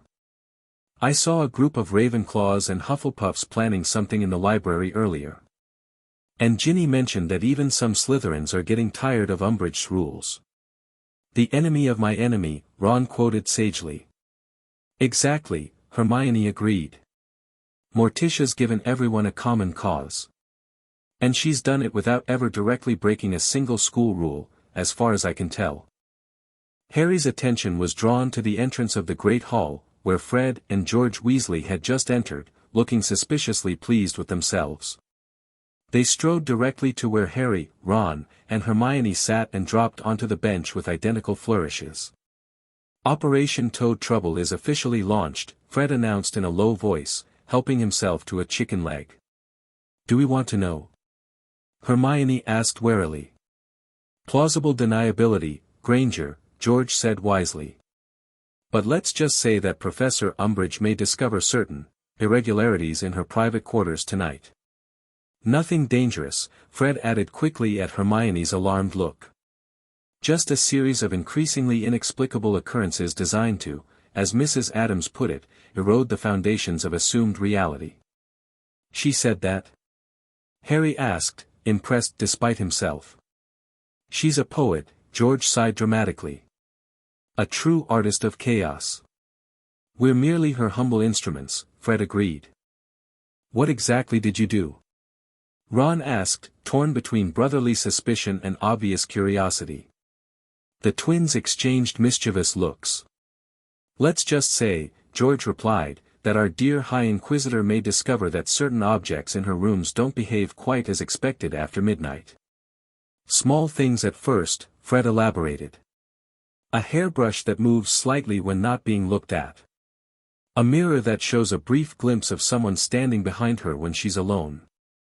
Building up to the grand finale around 3 a.m., George continued, his eyes gleaming. When every single kitten played in her collection will begin meowing Beethoven's Fifth Symphony in perfect harmony. Ron snorted into his pumpkin juice. Brilliant. Won't she know it's you? Hermione asked, though she was fighting a smile. That's the beauty of it, Fred said proudly.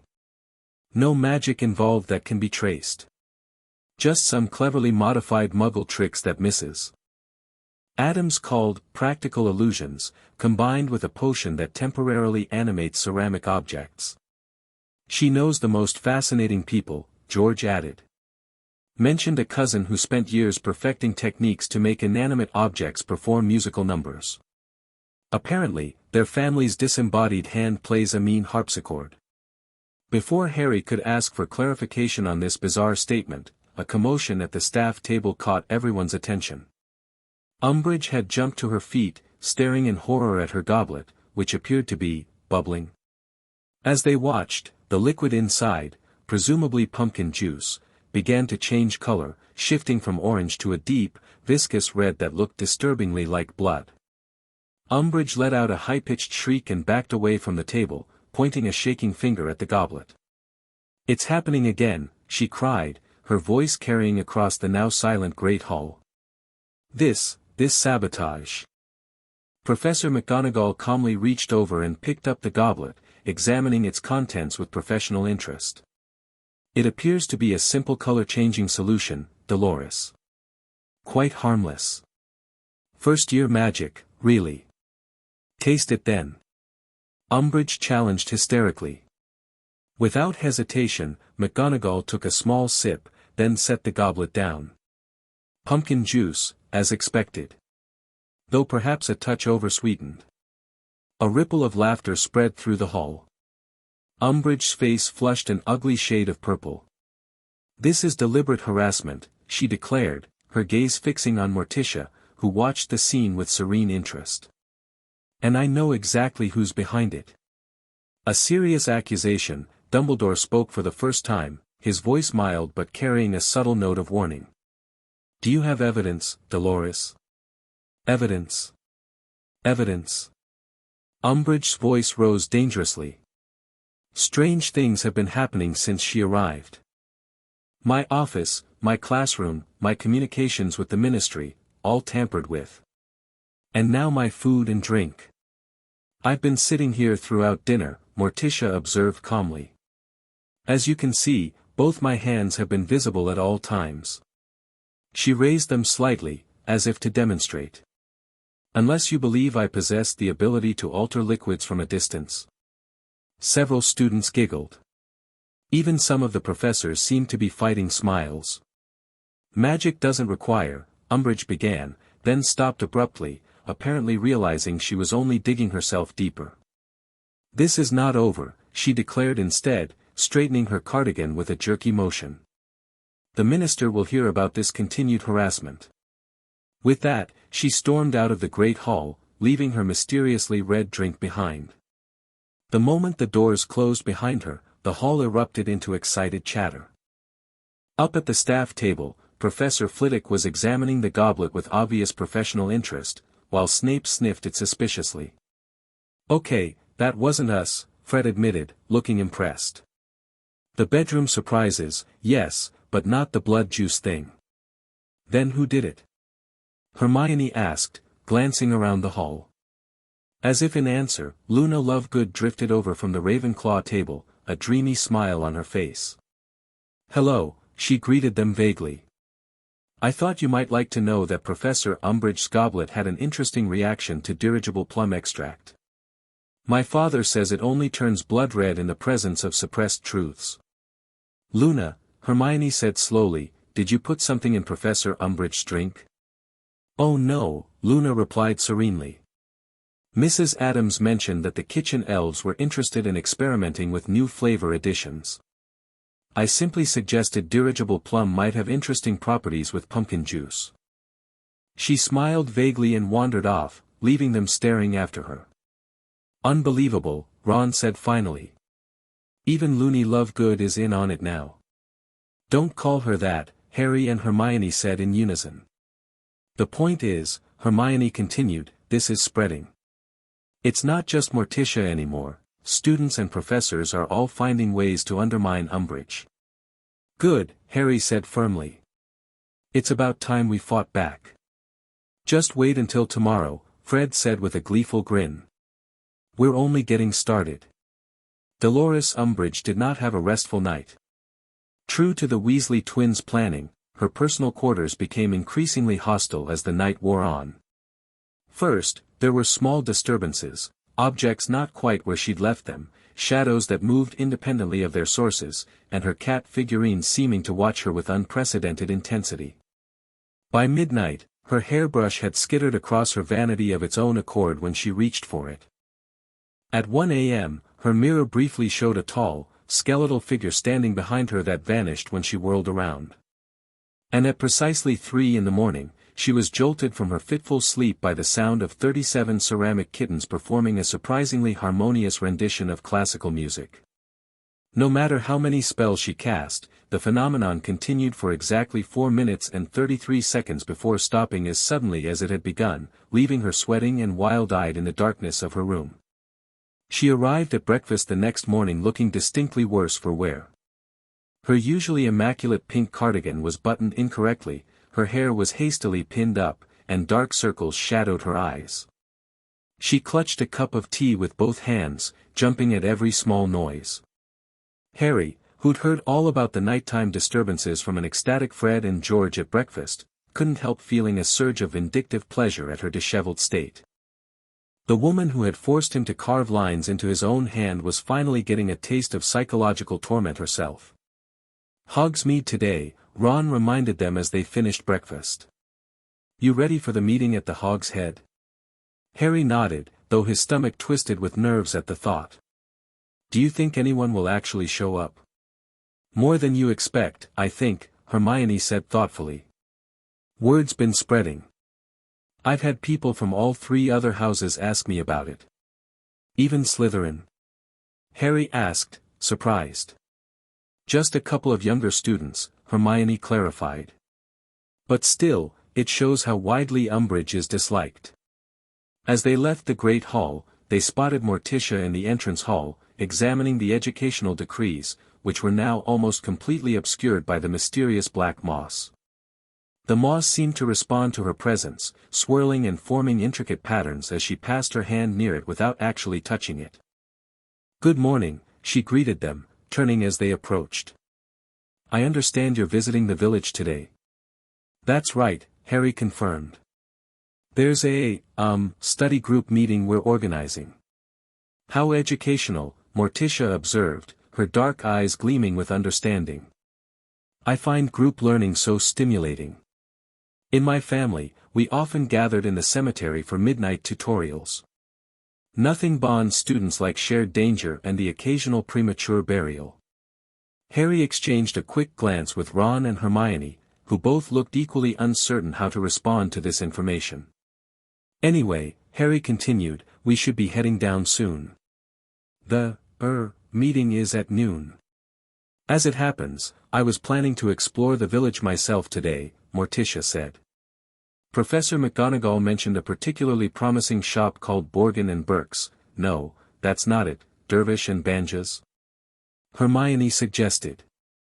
No, something more, fragrant. Zonko's joke shop. Ron tried. The Hog's Head. Harry offered with a knowing look. No, I believe it was called the Shrieking Shack, Morticia said, her expression brightening. Apparently the most haunted dwelling in Britain. How delightful. It's not actually haunted, Hermione began automatically, then caught herself.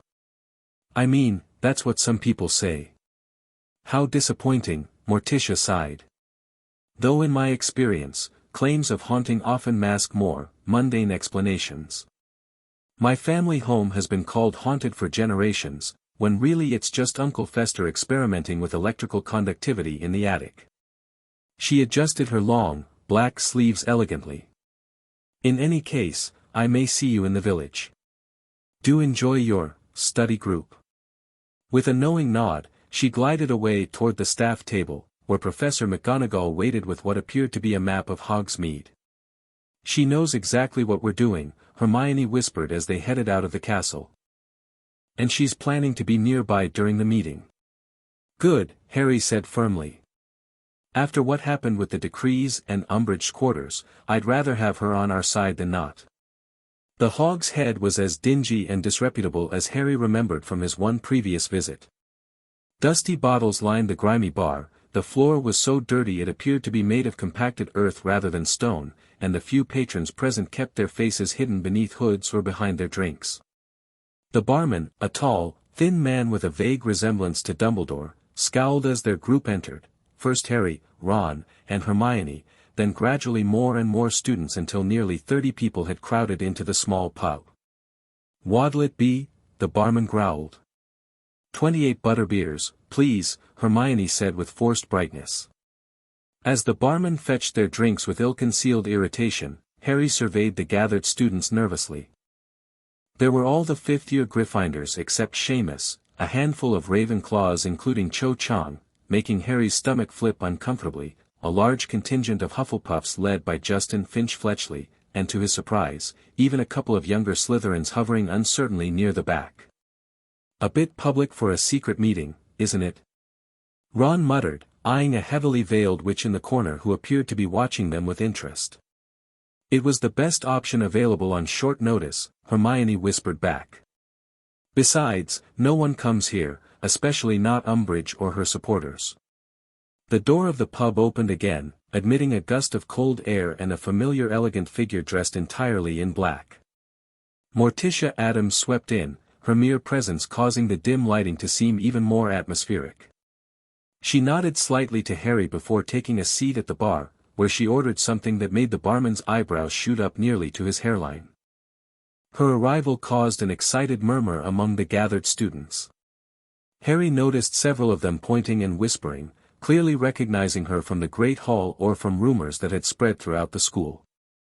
Is she joining us? Cho Chang asked, sounding both nervous and intrigued. No, Harry replied. She's just keeping an eye on things. That was apparently the right answer, as several students visibly relaxed. Mysterious and exciting as Morticia might be, her intensity was still somewhat intimidating. Hermione cleared her throat nervously. Well, hello everyone. Thank you for coming. I think we all know why we're here. We need a proper teacher for defense against the dark arts. Not someone who makes us read from a book all year. Here, called out one of the Hufflepuffs. And by proper teacher, Hermione continued, we mean Harry. All eyes turned to Harry, who felt his face heating up. Look, I'm not, he's modest, Hermione interrupted quickly. But the fact is, Harry has real experience defending himself against the dark arts. Not just theory, actual practical experience.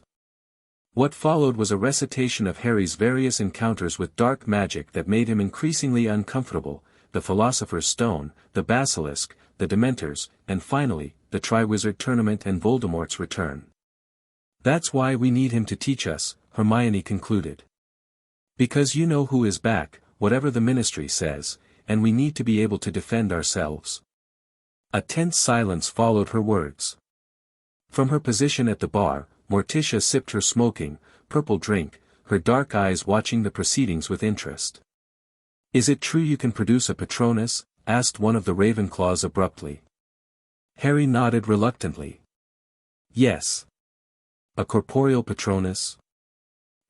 Yes." "Blimey, Harry," said Lee Jordan, looking deeply impressed. "I never knew that." "Mum told Ron not to spread it around," said Fred, grinning at Harry. "She said you got enough attention as it was." "She's not wrong," Harry mumbled, feeling his face grow hotter.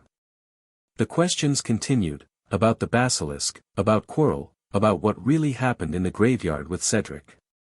Harry answered as briefly as he could, increasingly uncomfortable with being the center of attention. Finally, Hermione steered the conversation back to the practical matter of when and where they could meet. After some discussion, they agreed that Harry would find a secure location and let them know. "I think the less said about that here, the better," Hermione said meaningfully, glancing around the pub. She produced a piece of parchment from her bag. "I think everybody should write their name down, just so we know who was here. But I also think," she took a deep breath, "that we all ought to agree not to shout about what we're doing. So if you sign, you're agreeing not to tell Umbridge or anybody else what we're up to." There was a moment of hesitation, but gradually, everyone signed the list. Even the two Slytherins, after a moment's whispered conference, added their names, Malcolm Baddock and Graham Pritchard, both second years. As the last person signed, Morticia rose elegantly from the bar and drifted over to their group. "A most productive meeting," she observed, causing several students to jump in surprise at her sudden proximity. "Educational initiative should be commended." Thanks," Harry said, not sure what else to add. Morticia's gaze swept over the assembled students, many of whom were watching her with a mixture of fascination and nervous respect. "I believe," she said softly, "that you may find the 7th floor particularly conducive to supplementary education. The architecture there has a certain responsive quality." Several students looked confused, but Harry, Ron, and Hermione immediately understood her reference to the room of requirement. "Thank you for the suggestion," Hermione said carefully. "Think nothing of it," Morticia replied. "As educational consultant, supporting student initiative falls within my scope." She turned to leave, then paused, her dark eyes fixing on the parchment with the signatures. "A word of caution," she added, her voice dropping to a silky murmur. "Paper trails can be problematic. My family learned that lesson during the Spanish Inquisition. Cousin Crucio was quite put out when his collection of forbidden texts was discovered. The stake was most uncomfortable, or so I'm told." With that cheerful historical note, she glided out of the pub, leaving several students looking distinctly unsettled. "Bloody hell," Ron said once she was gone. "Her family really has been through everything, hasn't they?" "I think she's making half of it up," Hermione whispered. "But the warning about the list is valid. I should have thought of that." "Too late now," Harry pointed out. "We've all signed." "Yes, but I can add some protections," Hermione said thoughtfully. "Maybe a jinx for anyone who reveals information about the group." As they discussed security measures, Harry noticed the veiled witch in the corner slip out of the pub shortly after Morticia's departure. Something about her movement seemed oddly familiar, but he couldn't place it. "We should head back to the castle," Hermione said, carefully folding the parchment and tucking it into her bag. "I want to research some security spells for this list, and we need to figure out exactly how to use the room of requirement for practice." As they left the Hog's Head, Harry caught sight of Morticia in the distance, her tall, slender figure unmistakable as she stood gazing up at the shrieking shack. Beside her, surprisingly, was Professor Snape, his black robes billowing slightly in the autumn breeze as they engaged in what appeared to be an intense conversation. "What's Snape doing with her?" Ron asked suspiciously. "I don't know," Harry replied, equally wary. "But they've been talking a lot since she arrived." "Should we be worried?" Hermione asked, frowning. Snape is still technically aligned with Umbridge, as far as we know. Harry thought about it, remembering how Snape had actually seemed almost human in Morticia's presence. No, he decided finally. I think if anything, she's bringing him over to our side. Did you see how he's been at the same end of the staff table as McGonagall lately? Away from Umbridge. Still, Hermione said, looking troubled, we should be careful what we say around both of them. They headed back toward Hogwarts, discussing plans for their defense group, which Ginny had christened Dumbledore's Army, or DA for short. The name had stuck, despite Harry's misgivings about directly associating their activities with the headmaster. None of them noticed the Veiled Witch emerge from behind the three broomsticks and hurry in the direction of the castle, moving with the waddling gait of someone unused to maintaining a disguise for long periods. Monday morning brought the next escalation in what students had now dubbed the Umbridge situation. Overnight, Educational Decree No. 24 had been replaced with a new version prohibiting student groups, organizations, and meetings of 3 or more students. The definition of group had been expanded to include any gathering for any purpose whatsoever, effectively making most normal student interactions technically forbidden. This is insane, Ron declared as they stared at the new decree. She's basically banned friendship. She knows, Hermione said, her face pale. About the meeting at the Hog's Head. Someone must have told her. That Veiled Witch, Harry realized with a sinking feeling. The one who left right after Morticia. I knew there was something off about her. But everyone signed the list, Hermione protested. And I put a jinx on it last night. If anyone told Umbridge directly, we'd know. Maybe she didn't need to be told directly, Ron suggested grimly. Maybe she was there herself, under that veil. Before they could discuss it further, an all-too-familiar hem sounded behind them.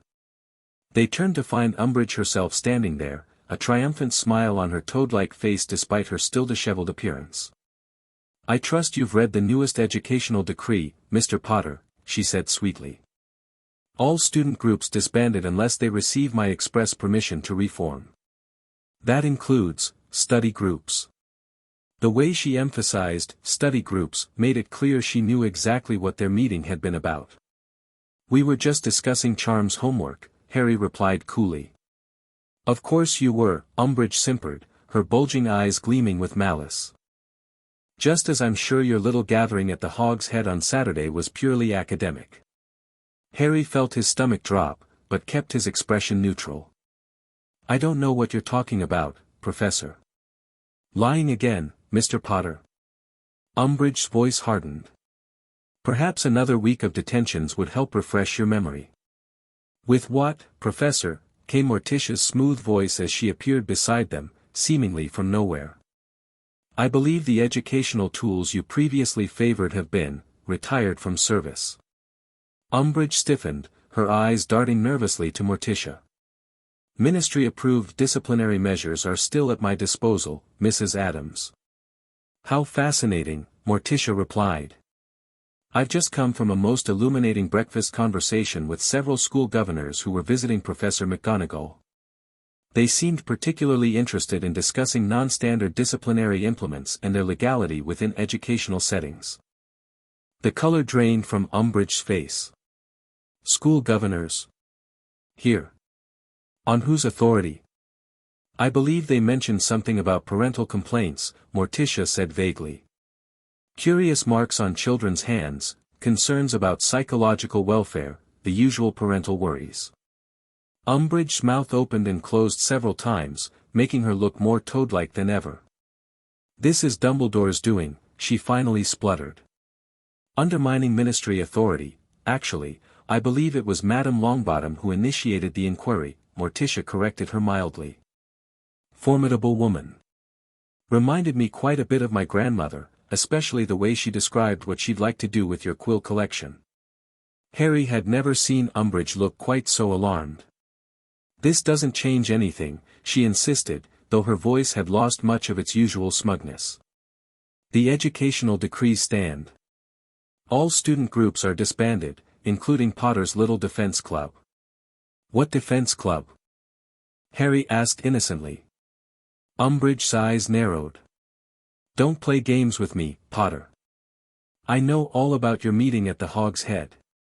You mean when a bunch of us had butterbeers together? Ron chimed in.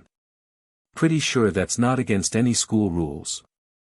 It is now, Umbridge snapped, jabbing a finger at the new decree. And any further meetings will result in immediate expulsion. How will you define meeting, I wonder? Morticia mused.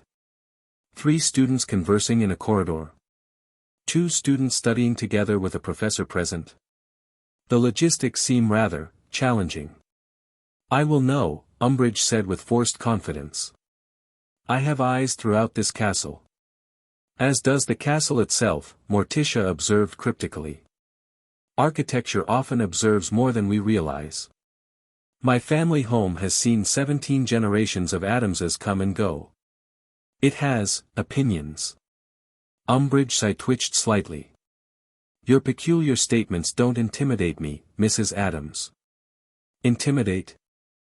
Morticia echoed, seeming genuinely surprised. Not at all. I'm simply making conversation. Family histories, architectural sentience, standard breakfast topics, really. The way she delivered this statement, with perfect sincerity despite its bizarre content, seemed to unnerve Umbridge more than any direct threat could have. I'll be watching all of you, she declared, backing away slightly. Especially you, Potter. One toe out of line, and it's expulsion. With that, she turned and hurried away, her stubby legs carrying her as quickly as possible from Morticia's unsettling presence. Once she was gone, Harry turned to Morticia gratefully. Are there really school governors here? Augusta Longbottom arrived this morning, Morticia confirmed. Along with 2 others whose names escape me. Something about garden implements. Spade? Trowel? Patil and faucet, maybe? Hermione suggested. Perhaps, Morticia agreed vaguely. In any case, they're meeting with Professor McGonagall now. I believe the blood quill situation has caused quite a stir among parents. Good, Harry said firmly. She deserves to be sacked for that alone. Consequences do tend to find their way home eventually, Morticia agreed. Like my cousin Ophelia's experimental piranhas. The pool house was never quite the same. She turned to Hermione. I understand your list of study participants might be compromised. Hermione blanched. How did you, the veiled witch at the Hog's Head, Morticia said simply. Most unconvincing disguise. The shoes were clearly ministry issue, and the perfume, well, let's just say that particular blend of artificial flowers and desperation has a distinctive signature. You knew Umbridge was there? Harry asked, dismayed. Why didn't you warn us? Knowledge unshared is often more valuable than knowledge given freely, Morticia replied cryptically. Besides, I suspected she'd overplay her hand, as indeed she has with this latest decree. She gestured to the notice board. Prohibition rarely suppresses the prohibited activity. It merely drives it underground, where it often flourishes with greater vigor. So you're saying the DA could still happen? Ron asked hopefully. I'm saying, Morticia clarified, that educational pursuits find a way, particularly when administratively discouraged. The room of requirement remains a most adaptable location. Harry exchanged excited looks with Ron and Hermione. We'll need to be more careful about how we get there, he said thoughtfully. And when? Smaller groups, maybe, arriving at different times. A wise precaution, Morticia agreed. Though you might also consider alternative routes. This castle has many secrets, I've found. Passages that appear and disappear, staircases that rearrange themselves, a veritable labyrinth of possibilities. The Marauder's Map. Harry exclaimed, then quickly lowered his voice. I have a map that shows all the secret passages. We could use those to avoid being seen. Morticia's eyes gleamed with interest. A magical map? How delightful. My husband Gomez once possessed a map of the Carpathian catacombs that would only reveal itself when smeared with the blood of a virgin bat. Caused no end of trouble during our honeymoon. Harry decided not to ask for elaboration on that particular story. So you think we should go ahead with the DA, even with the new decree? I think, Morticia said carefully, that education is too important to be left solely in the hands of those who fear knowledge. My daughter Wednesday taught herself taxidermy at age 6 because no one would show her the proper technique. The results were creative, if anatomically improbable. She adjusted her sleeve delicately. As educational consultant, I can neither encourage nor discourage activities that might technically violate school policies. I can, however, observe that the 7th floor corridor is rarely monitored between the hours of 7 and 9 in the evening, and that Professor Umbridge seems particularly distracted on Tuesdays and Thursdays due to certain nocturnal disturbances that have been afflicting her quarters. With that meaningful statement, she glided away toward the great hall, leaving the three friends grinning at each other. I think, Hermione said slowly, that we've just received unofficial permission to proceed with the DA. Brilliant, Ron declared. We should spread the word today. First meeting tomorrow night? Harry nodded, feeling a surge of excitement and determination. Perfect. Umbridge thinks she's shut us down before we even started, but she's about to find out how wrong she is. The rest of Monday passed in a blur of covert messages and whispered conversations as the word spread among DA members. The initial meeting would be Tuesday at 8 p.m., with students arriving in pairs or individually, staggered over 30 minutes to avoid suspicion. Meanwhile, Umbridge's day continued its downward spiral. During her inspection of Professor Flitwick's charms class, every object she touched immediately levitated approximately 6 inches and refused to be put down. By lunchtime, she had a small collection of quills, notebooks, and teacups floating around her like bizarre satellites. In the afternoon, she discovered that her office door now opened into a broom cupboard every third time she tried it, forcing her to close and reopen it repeatedly before she could actually enter her own office. And during dinner, her chair at the staff table, the thorn throne having been reluctantly replaced after 3 days, kept sliding away from her every time she tried to sit down, eventually forcing her to eat standing up.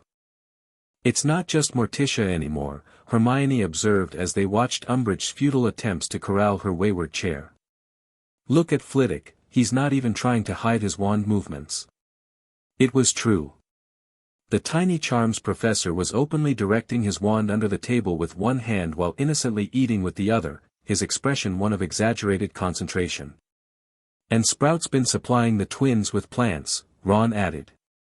Ginny told me they've got a whole greenhouse section dedicated to what they're calling Umbridge specialties, plants that react specifically to her voice or presence. It's not just the professors either, Harry said, nodding toward the Ravenclaw table, where several sixth years were huddled over what appeared to be a complex charm diagram. Everyone's joining in now. It's like Morticia gave them permission, Hermione mused. Not explicitly, but by showing it could be done. Standing up to Umbridge without directly breaking rules, just bending reality around her instead. Speaking of Morticia, Ron said, frowning at the staff table, where is she? I don't see her up there. Harry scanned the table and confirmed Morticia's absence. Maybe she's setting up something for tomorrow. She did hint that she'd help make sure our DA meeting goes smoothly. As if summoned by his words, the doors to the great hall opened, and Morticia glided in, but she wasn't alone. Behind her followed a procession of what appeared to be suits of armor. But not the ordinary medieval knights that lined Hogwarts corridors. These were strange, misshapen things, cobbled together from disparate parts with an aesthetic that could only be described as Gothic nightmare. What the bloody hell? Ron breathed as the bizarre parade made its way down the center aisle. The entire hall fell silent, watching in fascination as Morticia led her metal entourage directly to the staff table. She stopped before the teachers, the armored figures arranging themselves in a neat row behind her. Headmaster, she addressed Dumbledore, who was watching the proceedings with obvious amusement. I hope you don't mind a small addition to the castle's security detail. I noticed the suits of armor here seemed somewhat conventional. Indeed, Dumbledore agreed, his blue eyes twinkling. Hogwarts has always favored the traditional. Tradition has its place, Morticia acknowledged. But innovation provides such interesting possibilities. These are modeled after my family's ancestral guardians. Quite effective at monitoring. The armored figures shifted slightly, metal joints creaking. Unlike Hogwarts' regular armor, these suits seemed to move with eerie purpose, their helmets turning in perfect unison to face Umbridge, who shrank back in her seat, having finally managed to sit in it. This is, Umbridge sputtered, her face alternating between red and white. Unauthorized security measures are strictly prohibited by Educational Decree No. 26. Ah, but these aren't security measures, Morticia corrected her smoothly. They're educational aids. For the study of medieval magical artifice. Professor Binns was just telling me how valuable practical examples can be in bringing history of magic to life. She paused. So to speak. Professor Binns, who almost certainly had suggested no such thing and rarely noticed anything happening in the physical world, continued to stare vaguely into the middle distance. I absolutely forbid this. Umbridge declared, rising to her feet. Remove these things immediately. I believe, Dumbledore interjected mildly, as headmaster, decisions regarding educational artifacts fall under my purview, Dolores. And I find these new additions most instructive. Umbridge looked as though she might explode with fury. The minister will hear about this. She declared for what must have been the 100th time that week, before storming out of the great hall, giving the armored figures a wide berth as she passed. The moment she was gone, excited chatter erupted throughout the hall. Up at the staff table, Professor McGonagall was examining the armor with obvious interest, while Professor Flitwick had actually clambered onto the table for a better view of the helmets. They're beautiful, Luna Lovegood's dreamy voice came from behind them. She had wandered over from the Ravenclaw table and was gazing at the metal guardians with undisguised admiration. They remind me of the Crumplehorn Snorkack's natural armor plating. They remind me of something out of a nightmare, Ron muttered, eyeing the spike-covered gauntlets on the nearest figure. What are they really for? Hermione asked Luna quietly. Watching, of course, Luna replied, as if it were obvious. Mrs. Addams told me they see everything but only report what they're asked to. They'll be guarding the corridors near the Room of Requirement tomorrow night. She smiled vaguely. I suggested adding dirigible plums to their helmets for extra perception, but she said they were already quite perceptive enough. With that, she drifted away again, leaving Harry, Ron, and Hermione staring after her. Did Luna just confirm that Morticia's created magical sentinels specifically to protect our illegal defense group? Hermione asked faintly. Looks like it, Harry confirmed, feeling a surge of gratitude toward the strange, elegant woman who'd appeared so unexpectedly in his detention. I think we're actually going to pull this off. The next day passed in a haze of anticipation and nerves. Harry could barely focus in classes, his mind constantly returning to what he would teach in their first DA meeting. Hermione had suggested starting with the basics, disarming, primarily, which made sense, though Harry worried some of the older students might find it too elementary. Throughout the day, Umbridge seemed increasingly frazzled. The animated suits of armor that Morticia had introduced appeared to have developed a habit of following her at a distance, their metal heads turning in unison to track her movements. Every time she tried to confront one, it would freeze in place, becoming an ordinary, if bizarrely designed, statue until she walked away, at which point it would resume its silent surveillance. By dinner time, Umbridge had taken to practically running down corridors, casting nervous glances over her shoulder at her metal shadows. She's coming apart at the seams, Ron observed gleefully as they watched her nearly sprint into the great hall, wild-eyed and panting. Fred and George say she tried to barricade herself in her office this afternoon, only to find all her furniture had mysteriously rearranged itself into a scale replica of Azkaban. That's actually quite advanced transfiguration, Hermione noted, looking impressed despite herself. I wonder who did that. "3 guesses," Harry said, nodding toward the staff table where Professor McGonagall sat looking unusually pleased with herself, engaged in conversation with Morticia. As they ate dinner, Harry noticed a steady stream of DA members catching his eye from across the hall, exchanging subtle nods to confirm they were still attending that evening. Even the 2 young Slytherins who had signed up gave him cautious thumbs-up gestures when their housemates weren't looking. After dinner, Harry, Ron, and Hermione deliberately separated, taking different routes to the 7th floor to avoid suspicion. Harry consulted the Marauders' map frequently, dodging Filch and Mrs. Norris, and noting with interest that Umbridge appeared to be locked in her office, literally, if her frantic pacing back and forth in front of the door was any indication. When he reached the 7th floor corridor, Harry found one of Morticia's armored figures standing at attention at the far end. It gave him what he could have sworn was a respectful nod as he passed, its helmet creaking slightly. Pacing before the blank wall opposite the tapestry of Barnabas the Barmy, Harry concentrated hard. "We need a place to practice defense against the dark arts, somewhere Umbridge can't find us, a place to learn to fight." On his 3rd pass, a door materialized in the wall. Harry opened it cautiously, finding a spacious, perfect training room with wooden dummies, dark detectors, and bookshelves filled with defensive magic texts. "Brilliant," he breathed, stepping inside. Within minutes, DA members began to arrive in 2s and 3s, their faces lighting up with excitement as they entered the room of requirement.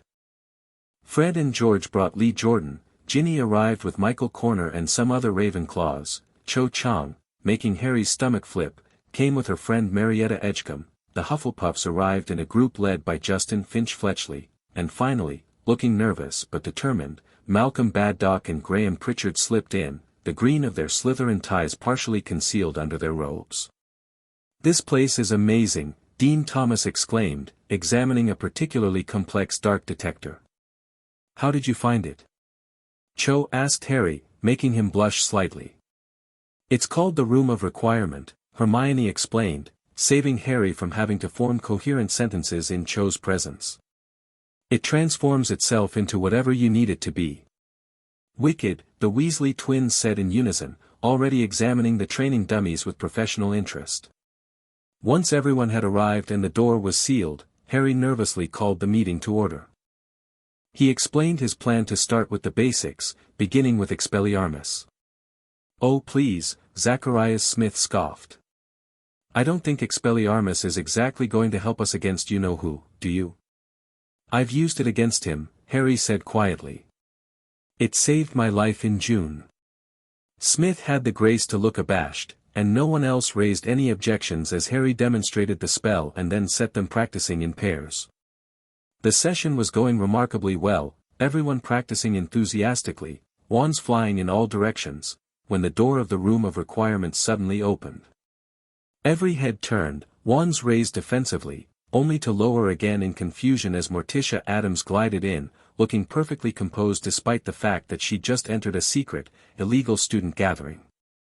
"Don't mind me," she said smoothly. "I merely thought you should know that your High Inquisitor has finally escaped her office and is currently conducting a floor-by-floor search of the castle with Mr. Filch." "She can't find us in here, can she?" Neville asked nervously. "The room itself will remain hidden," Morticia confirmed. "However, 28 students suddenly disappearing might raise questions. I've taken the liberty of creating a small diversion on the 3rd floor. Something involving a swamp, 3-fanged geraniums, and what appears to be a colony of enchanted garden gnomes." Fred and George exchanged delighted looks. "The prototype swamp!" Fred exclaimed. "You found our experimental stock. Let's just say your dormitory protection charms could use some refinement," Morticia replied with the hint of a smile. "In any case, Professor Umbridge will be thoroughly occupied for at least the next hour. I suggest concluding your session at a natural point and departing in small groups." Harry nodded gratefully. "Thanks for the warning. And for, well, everything else too. Education should never be impeded by bureaucracy," Morticia said simply. "My husband always says that the best lessons leave scars, metaphorical ones. In this case," she added with a meaningful look at Harry's hand, where the words carved by the blood quill were still faintly visible. She turned to leave, then paused. "Oh, and Mr. Potter. Your disarming technique is exemplary, but you might consider incorporating a slight twist of the wrist at the finish. It adds a certain flair that can disorient opponents." With that piece of advice, she glided out, leaving the DA members staring after her in a mixture of awe and confusion. "Is she always like that?" Ernie Macmillan asked faintly. "Pretty much," Ron confirmed. "She's brilliant," Ginny declared, and there were murmurs of agreement throughout the room. Harry brought the session back to order, and they continued practicing for another 20 minutes before he called a halt. Following Morticia's advice, they left in small groups of 2 or 3, consulting the Marauder's map to ensure clear paths back to their dormitories. By the time Harry, Ron, and Hermione, the last to leave, made their way back to Gryffindor Tower, the castle was buzzing with news of the disaster on the 3rd floor. Apparently, the swamp had expanded beyond its original boundaries, the fanged geraniums had developed a taste for filched trousers, and the enchanted garden gnomes were singing opera while riding the suits of armor like mechanical bulls. "Fred and George are beside themselves," Ginny informed them in the common room, grinning ear to ear. "They're already taking notes for future products. They're calling it Portable Ecosystem, Umbridge Edition." "And Umbridge?" Harry asked. "Last seen trying to vanish the swamp while standing knee-deep in it," Ginny reported gleefully. "Every spell she cast just made it deeper.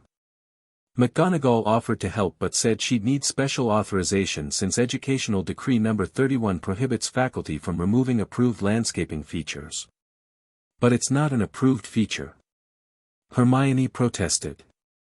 "Exactly," Ginny replied with a wicked grin. "McGonagall said that since it appeared inside the castle without explanation, it must have been authorized by someone with the appropriate authority, and until Umbridge could provide documentation proving otherwise, her hands were tied." Harry couldn't help laughing at the image of Umbridge sinking into the swamp while McGonagall cited her own bureaucratic rules back at her. "Best of all," Ron added, having heard the story from the twins, Morticia suggested that the swamp might actually be a spontaneous manifestation of the castle's magical ecosystem seeking balance, and proposed a formal study before any removal was attempted. "She's turned Umbridge's own methods against her," Hermione realized, looking impressed despite her usual adherence to rules. "Using bureaucracy and technicalities to create the exact kind of chaos Umbridge has been trying to prevent. And the best part," Harry concluded with satisfaction, "is that our first DA meeting was a complete success. Everyone learned something, no one got caught, and we're already planning the next session for Thursday night." He looked around at his friends, feeling a surge of optimism for the first time in months. Umbridge thought she could control everything with her decrees and her rules, but all she's done is unite the entire school against her. "And it all started with you accidentally summoning Morticia," Ron pointed out. "Best bit of accidental magic ever, that was." Harry couldn't help but agree.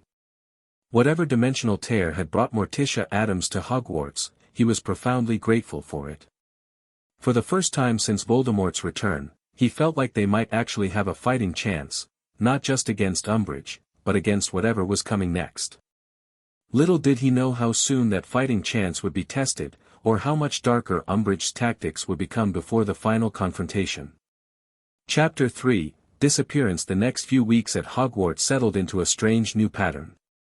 By day, Umbridge continued issuing increasingly restrictive educational decrees, conducting classroom inspections, and attempting to assert her authority. By night, mysterious happenings plagued her at every turn, her quarters rearranged themselves while she slept, her meals developed peculiar textures and colors, and the animated suits of armor continued their silent, creepy surveillance. Meanwhile, the DA flourished. With Morticia's subtle assistance providing distractions and early warnings, they managed to hold twice-weekly meetings without detection.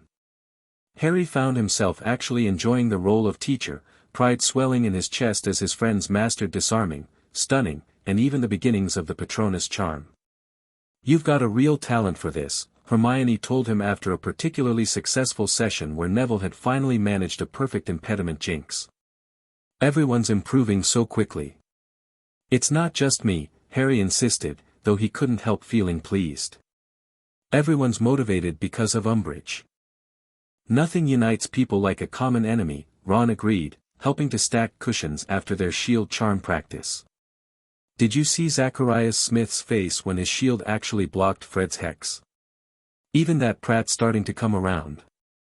The most surprising development had been the Slytherin contingent. What had started with just 2 nervous second years had gradually expanded to include several third and fourth years, all attending under strict secrecy from their housemates. Malcolm Baddock had turned out to have a particular aptitude for shield charms and had started helping the younger students perfect their technique. My parents don't support you-know-who, he'd explained quietly to Harry after one session. They just keep their heads down because it's safer. But they told me to learn to defend myself, no matter what anyone says. Beyond the DA, the rest of the school had developed its own resistance methods. Fred and George's products were in high demand, puking pastilles to escape Umbridge's classes, extendable ears to eavesdrop on her private conversations, and their newest invention, portable swamps, refined after the incident on the 3rd floor.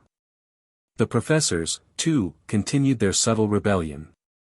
Flitwick taught a lesson on revealing hidden messages that somehow resulted in every piece of parchment in Umbridge's office exposing insulting comments about her teaching methods when heated. McGonagall demonstrated human-to-object transfiguration using a toad as her example, prompting uncontrollable giggles from her class. Even Snape, when inspected by Umbridge during a 5th-year lesson, deliberately misunderstood her questions with such precise sarcasm that she left fuming while the students struggled to contain their laughter.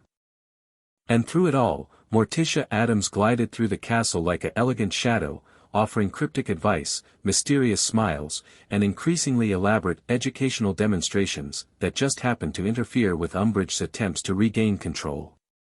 She's turning the entire castle against Umbridge without ever directly confronting her, Hermione observed one evening in the common room, as they watched Fred and George demonstrate their newest product, whispering wicks, candles that murmured disturbing observations in Morticia's silky voice when lit.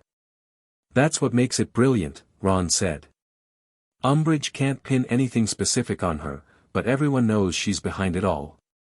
Harry nodded in agreement, absently rubbing the scars on his hand. The words, "I must not tell lies," had faded significantly since he'd stopped using the blood quill, but he suspected they'd never disappear completely. A permanent reminder of Umbridge's cruelty. I just wonder how long it can go on, Hermione said thoughtfully. Umbridge isn't the type to admit defeat. And she still has the Ministry behind her. Does she, though? Harry questioned. Have you noticed how none of her letters seem to get responses anymore? And no Ministry officials have visited since those school governors came about the blood quill. That's true, Hermione acknowledged. It's like she's been isolated. Cut off. Another Addams special, Ron declared with satisfaction. Dad says things at the Ministry have been weird lately too.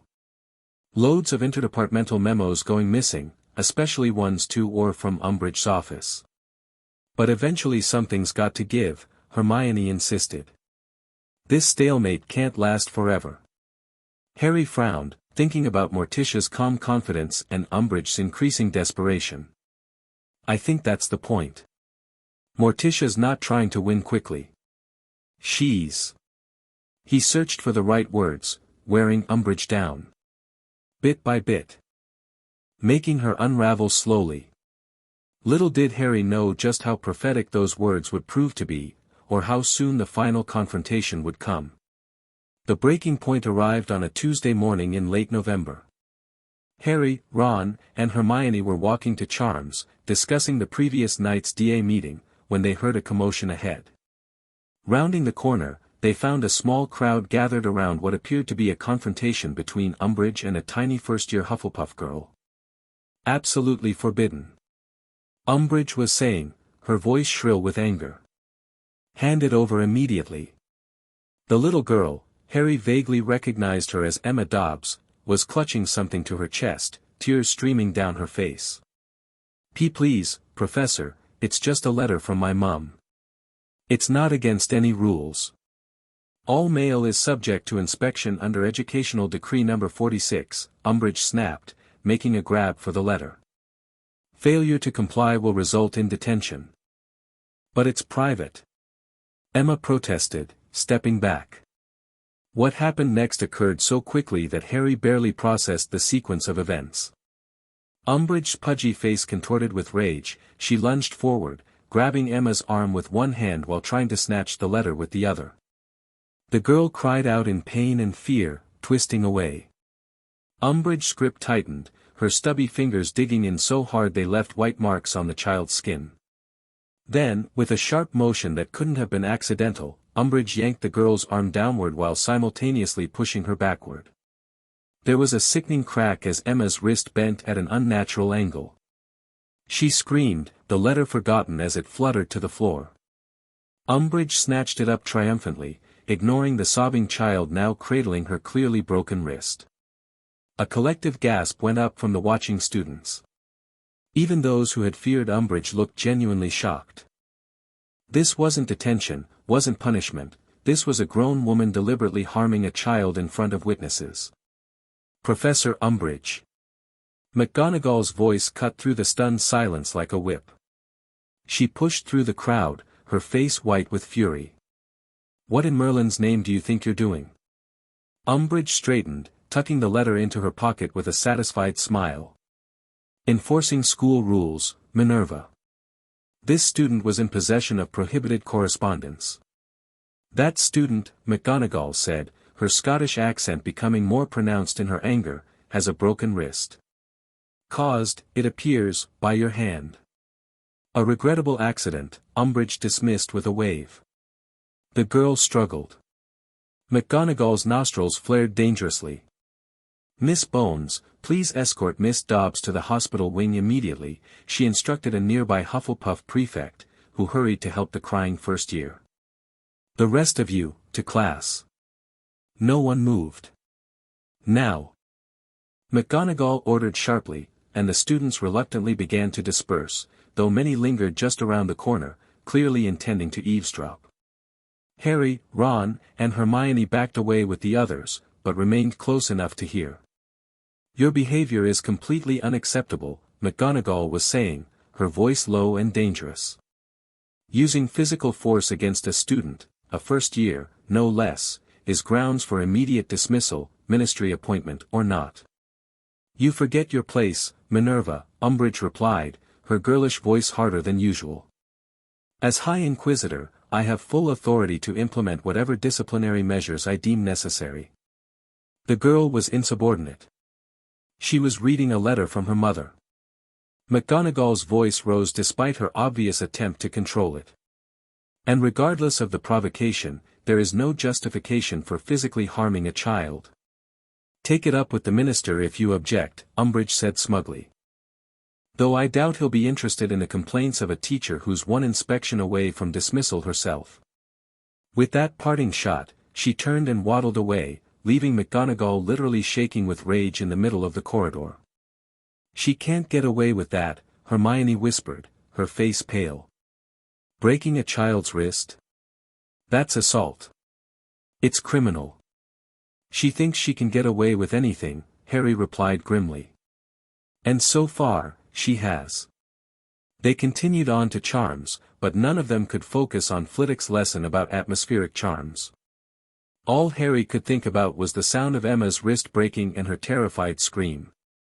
It was one thing for Umbridge to use the blood quill on him, he was 15, had faced Voldemort, could handle the pain. But a first year? A little girl whose only crime was wanting to read a letter from home? By lunchtime, the story had spread throughout the school. The mood in the Great Hall was subdued, angry murmurs replacing the usual cheerful chatter. Even the Slytherin table seemed less smug than usual, physically harming a first year apparently crossed a line for most of them too. Umbridge, however, appeared utterly unconcerned as she ate her lunch, occasionally looking up to smile smugly at the staff table where her colleagues were pointedly ignoring her. Where's Morticia? Ron asked suddenly, scanning the staff table. She's not there. Harry looked up from his barely touched shepherd's pie. Ron was right, Morticia's usual seat at the staff table was conspicuously empty. "Now that you mention it," Hermione said slowly, "I haven't seen her all day." "You don't think Umbridge finally managed to get rid of her?" Ron asked, alarmed. Harry shook his head. "No way. Morticia wouldn't let Umbridge drive her out. She's probably—" He trailed off, not entirely sure what Morticia might be doing, but certain it would be significant. His question was answered sooner than expected. As they were leaving the Great Hall after lunch, they nearly collided with Morticia herself, gliding in from the direction of the hospital wing. Her usual composure seemed slightly altered, there was a tightness around her eyes, a certain tension in her normally fluid movements that suggested carefully controlled fury. "Harry," she greeted him, her voice even silkier than usual. "I was hoping to find you. Might I have a word? In private?" "Of course," Harry agreed immediately. "We'll save you a seat in Transfiguration," Hermione promised, giving Morticia a worried glance before she and Ron continued down the corridor. Morticia led Harry to an empty classroom, closing the door behind them with a gesture that didn't involve her wand but somehow made the lock click anyway. She turned to face him, and for the first time, Harry saw a raw emotion break through her elegant facade, a flash of something ancient and dangerous in her dark eyes. "I've just come from visiting young Miss Dobbs," she said, her voice deceptively calm. "Madame Pomfrey has mended her wrist, but the child remains distressed." "Umbridge broke it on purpose," Harry said flatly. "I saw the whole thing." She grabbed Emma's arm and twisted it while pushing her backward. "It wasn't an accident." "No," Morticia agreed, something cold and terrible entering her voice. "It wasn't." She turned away, moving to the window where weak November sunlight filtered through the cloudy glass. For a long moment, she stood in silence, her slender fingers tracing patterns on the stone windowsill that left faint, smoking marks. "In my family," she said finally, "we have certain principles. We may embrace darkness, cultivate poisonous plants, practice arts that others find disturbing. But we never harm children." She turned back to Harry, her face set in lines of grim determination. "It is our oldest and most sacred rule." Harry swallowed, suddenly understanding that he was seeing a new side of Morticia Addams, not just the elegant, slightly macabre woman who had appeared in Umbridge's office, but something more primal and dangerous. "What are you going to do?" he asked quietly. "What needs to be done," Morticia replied simply. "But I require something from you first. Tonight, Professor Umbridge has scheduled another detention with you, ostensibly for discussing the Defense Association where you might be overheard." Harry blinked in surprise. "She has? I didn't know about it. The notice was sent this morning. It seems to have been delayed." A hint of her usual almost smile touched her lips. "In any case, you are to report to her office at 8 o'clock. "But we have a DA meeting tonight," Harry protested. "Miss Granger is more than capable of conducting tonight's session," Morticia said smoothly. "Your presence elsewhere is necessary." There was something in her tone that made Harry's spine tingle. "What exactly am I supposed to do in this detention?" "Arrive promptly at 8. Bring the silver vial I gave you when we first met." Morticia's eyes held his with hypnotic intensity. "When the moment is right, you will know what to do with it. After that, simply wait 10 minutes, then leave.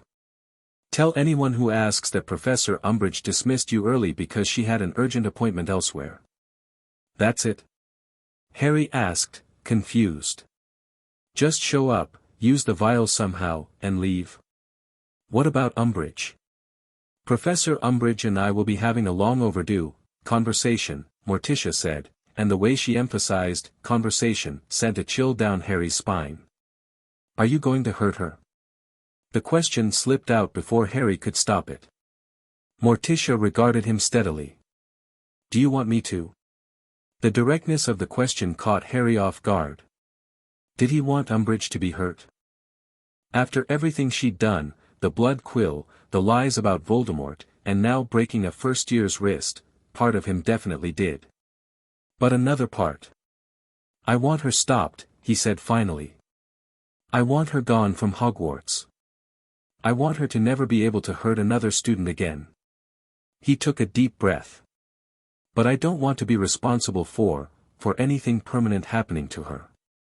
Morticia nodded, as if his answer confirmed something she already knew. A noble perspective. My husband would say it lacks a certain passionate vengeance, but he's always been the romantic in our relationship. She adjusted one of her sleeves delicately. I assure you, Harry, that Professor Umbridge will not be physically harmed. But she will face consequences. Somehow, that was both reassuring and terrifying. Harry found himself nodding. Okay. 8 o'clock, bring the vial, use it when it seems right, wait 10 minutes, then leave. Precisely, Morticia confirmed. One more thing. After you leave, do not return to her office under any circumstances. No matter what you may hear. With that cryptic warning, she glided to the door, which unlocked itself at her approach. Now, I believe you have transfiguration. Professor McGonagall is covering the vanishing spell today, most useful for removing unwanted things. As Harry hurried to transfiguration, his mind spun with possibilities. What exactly was Morticia planning? And what was in that silver vial she'd given him weeks ago? She'd said it created a moment of possibility, and a brief window where reality becomes flexible. Whatever that meant, Harry had a feeling that by this time tomorrow, Umbridge's reign of terror at Hogwarts would be over. Throughout the rest of the day, tension built in the castle like the pressure before a thunderstorm. News of Emma Dobbs's injury had catalyzed something in the student body and staff alike. The whispering in corridors had a harder edge, the glares directed at Umbridge were more open, and even Filch seemed reluctant to carry out her latest directive to confiscate all letters before they reached students. At dinner, Umbridge sat alone at the far end of the staff table, the other professors having closed ranks in a show of unified disgust. McGonagall and Sprout sat in deep conversation with Flitwick and Snape, occasionally casting dark looks down the table. Morticia was once again absent, though Harry now understood that her absence was deliberate, preparation for whatever she planned for tonight. You're sure about this? Hermione asked anxiously when Harry explained that he'd be missing the DA meeting for detention. After what happened with Emma, going alone to Umbridge's office seems risky. I won't be alone, Harry assured her, keeping his voice low. Morticia will be there. That's what worries me, Hermione admitted. She was different after seeing Emma in the hospital wing. Luna said she made all the flowers in the corridor wilt just by walking past them. Good, Ron said firmly. About time somebody did something permanent about Umbridge. Ron.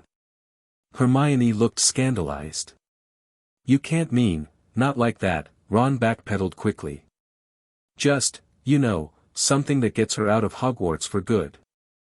Harry nodded in agreement, though privately, he wasn't entirely sure what Morticia had planned. The look in her eyes when she'd spoken about Umbridge harming Emma had been genuinely unnerving, a glimpse of something ancient and implacable beneath her elegant exterior. Just be careful, Hermione urged him. And take your DA coin, so you can signal us if anything goes wrong. Harry promised he would, though he suspected that once events were in motion tonight, there would be little Hermione or Ron could do to intervene. At 7:30, he retrieved the small silver vial from his trunk where he'd kept it since Morticia first gave it to him. The liquid inside was clear but seemed to shift and swirl of its own accord, catching the light in strange ways. He slipped it into his pocket along with his wand and the enchanted DA galleon. Good luck, Ron said as Harry prepared to leave Gryffindor Tower. Hope whatever Morticia's planning works. Me too, Harry agreed, his stomach tight with anticipation. He made his way to Umbridge's office, encountering surprisingly few people in the corridors. Even Filch and Mrs. Norris, usually patrolling enthusiastically during evening hours, were nowhere to be seen. It was as if the castle itself was clearing a path for what was about to happen. At precisely 8 o'clock, Harry knocked on Umbridge's office door. Enter, came her sickly sweet voice from within. He pushed the door open to find Umbridge seated behind her desk, a cup of tea in her stubby fingers and a satisfied smile on her toad-like face. The walls still held her collection of decorative kitten plates, though Harry noticed they seemed subdued tonight, mewing quietly rather than gambling playfully as usual. "Mr. Potter," Umbridge greeted him with false warmth. "Right on time." "How unexpected." "You said 8 o'clock, Harry replied neutrally, closing the door behind him. "Indeed I did. And for once, you've chosen to follow instructions." She gestured to the desk in front of her, where a familiar black quill and sheet of parchment waited. "You know the procedure by now, I think. I must not tell lies should be appropriate, don't you agree? Particularly given your continued insistence on spreading rumors about you-know-who." Harry's jaw tightened, but he moved to the desk without argument. The sooner this started, the sooner Morticia's plan, whatever it was, could unfold. He sat down and picked up the quill, his scarred hand tingling in anticipation of fresh pain. "Begin," Umbridge instructed, sipping her tea with evident pleasure. Harry pressed the quill to the parchment and wrote the first line, "I must not tell lies." The familiar burning sensation cut across his hand as the words carved themselves into his skin. He gritted his teeth against the pain, refusing to give Umbridge the satisfaction of seeing him flinch. "Very good," she approved, watching the blood appear on his hand with disturbing interest. "I think 100 lines should suffice for tonight. Unless, of course, you'd like to recant your stories about the Dark Lord's return." "No, Professor," Harry replied evenly, continuing to write. Each stroke of the quill reopened the partially healed wounds on his hand, blood beading along the neat rows of text.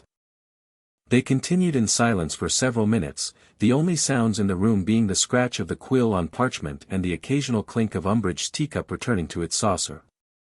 Harry kept expecting something to happen, for Morticia to appear dramatically through a dimensional tear as she had that first night, or for some other interruption to occur. But nothing happened. He completed 10 lines, then 20, his hand burning with increasing intensity as the cuts deepened. Where was Morticia? Had something gone wrong with her plan? Harry was just beginning his 30th line when there was a soft knock at the door. Umbridge looked up, irritation crossing her face.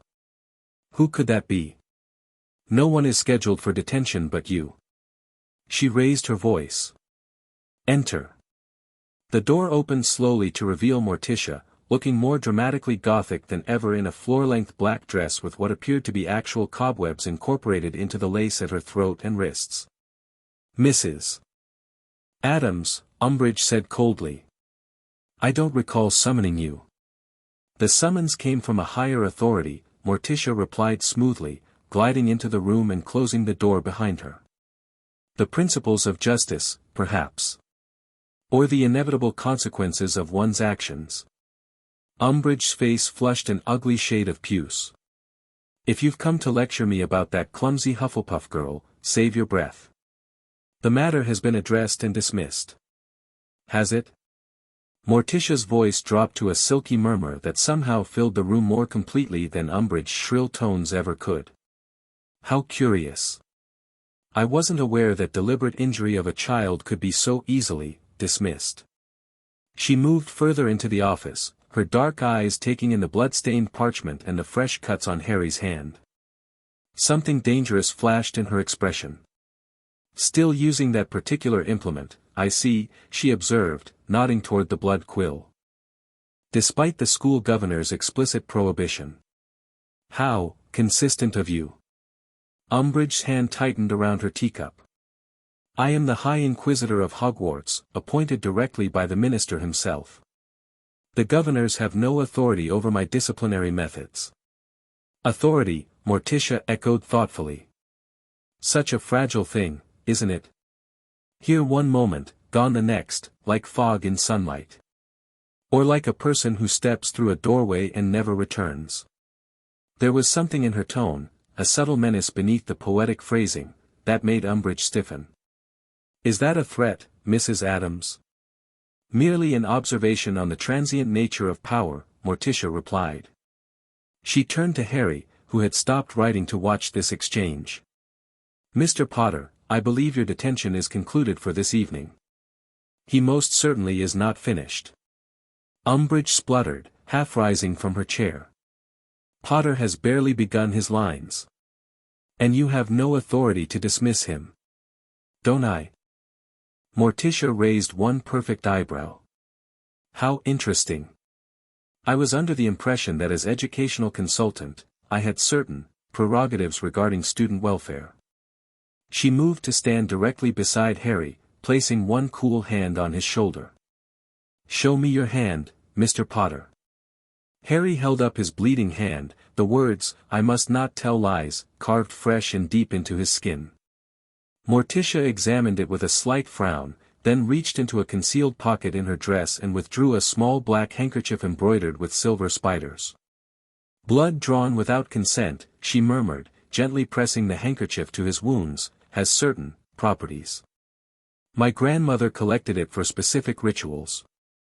Though her methods were considerably more consensual than Professor Umbridge's. This is absurd. Umbridge declared, now fully on her feet. Potter, you will continue your detention. Mrs. Addams, you will leave my office immediately, or I will have you removed from Hogwarts by force. Force, Morticia repeated softly, tucking the now blood-stained handkerchief back into her pocket. Yes, you do seem to favor that approach, don't you? Particularly with those who cannot defend themselves. Her dark eyes locked with Harry's, and he suddenly remembered the silver vial in his pocket. This was the moment she had spoken of. He could feel it in the charged atmosphere of the room, in the way Morticia's presence seemed to intensify the shadows in every corner. Moving carefully, he slipped his hand into his pocket and withdrew the vial. What's that? Umbridge demanded sharply. Potter, what are you holding? Hand it over immediately. Instead of answering, Harry looked questioningly at Morticia, who gave him the barest nod of encouragement. 3 drops, she reminded him softly. In water. Harry glanced around, his eyes landing on the small decorative fountain in the corner of Umbridge's office, a ceramic kitten eternally pouring water from a tiny jug. Without hesitation, he uncorked the vial and flicked 3 precise drops into the flowing water. The effect was immediate and extraordinary. The clear water turned silvery, then began to emit a fine, shimmering mist that spread rapidly throughout the room. The mist didn't behave like ordinary vapor, it seemed to have purpose, coiling and swirling in patterns that almost resembled written words before dissolving again. What have you done? Umbridge shrieked, backing away from the advancing mist. Stop this at once. But the mist continued to spread, filling the room with its silvery glow. As it touched the walls, something strange happened to the kitten plates. They froze mid-movement, their painted eyes widening in what looked distinctly like fear. Perfect, Morticia approved, seemingly unbothered by the mist that now swirled around all 3 of them. The veil thins beautifully. The what? Harry asked, his voice sounding oddly distant to his own ears. The boundary between what is and what could be, Morticia explained cryptically. A specialty of my family for generations. The mist continued to thicken, and Harry noticed that it seemed to be having a peculiar effect on Umbridge. She had stopped shouting and stood very still, her eyes wide and unfocused, her mouth slightly open as if frozen in mid-word. What's happening to her? Harry asked, concerned despite himself. She's experiencing a moment of suspension, Morticia said. Neither here nor there. It won't last long. She turned to face Harry directly. This is where you must leave, Harry. Wait 10 minutes, then return to your dormitory. Remember what I told you, do not return to this office tonight, no matter what you may hear. But, trust me, Morticia said, and there was something in her voice, a note of absolute certainty, that compelled Harry's obedience. He nodded, casting one last look at the strange tableau, Umbridge frozen in place, surrounded by silvery mist, Morticia standing tall and darkly elegant beside her, the kitten plates watching with unblinking painted eyes. 10 minutes, Harry confirmed. And then I tell anyone who asks that she dismissed me because she had an appointment elsewhere. Precisely, Morticia agreed with the ghost of a smile. Now go. Harry headed for the door, pausing with his hand on the knob to look back. Will I see you again? After, whatever this is? Of course, Morticia assured him. There are still several educational matters to conclude before my consultation is complete. Somehow, Harry understood that she was no longer talking about Hogwarts curriculum. As he stepped out into the corridor, closing the door behind him, the last thing he saw was Morticia moving toward Umbridge, her slender hands extended in a gesture that might have been welcome or warning. The heavy door clicked shut, and Harry was alone in the silent corridor. True to his word, Harry waited exactly 10 minutes, pacing the corridor at a safe distance from Umbridge's office and checking his watch repeatedly. During that time, he heard nothing from behind the closed door. No voices, no screams, not even movement. It was as if the office and its occupants had been sealed away in a bubble of silence. Just as his watch showed that 10 minutes had passed, the corridor torches flickered simultaneously, plunging the hallway into brief darkness before reigniting. A cold breeze seemed to pass through the stone walls, raising goosebumps on Harry's arms. Taking that as his cue, Harry headed back to Gryffindor Tower, his mind racing with questions about what had just occurred. The silver mist, Umbridge's frozen state, Morticia's cryptic instructions, none of it made complete sense to him, but he had an overwhelming feeling that something momentous had happened. The common room was half empty when he arrived, most students either in the library or at various club meetings. The DA session would still be underway in the room of requirement, which explained Ron and Hermione's absence. Harry settled into an armchair by the fire, examining his hand where the blood quill's cuts were already beginning to heal, faster than normal, he noticed. Something about the handkerchief Morticia had pressed to his wound seemed to have accelerated the healing process. He was still studying this phenomenon when Fred and George burst through the portrait hole, looking uncharacteristically serious. "Harry!" Fred exclaimed upon spotting him.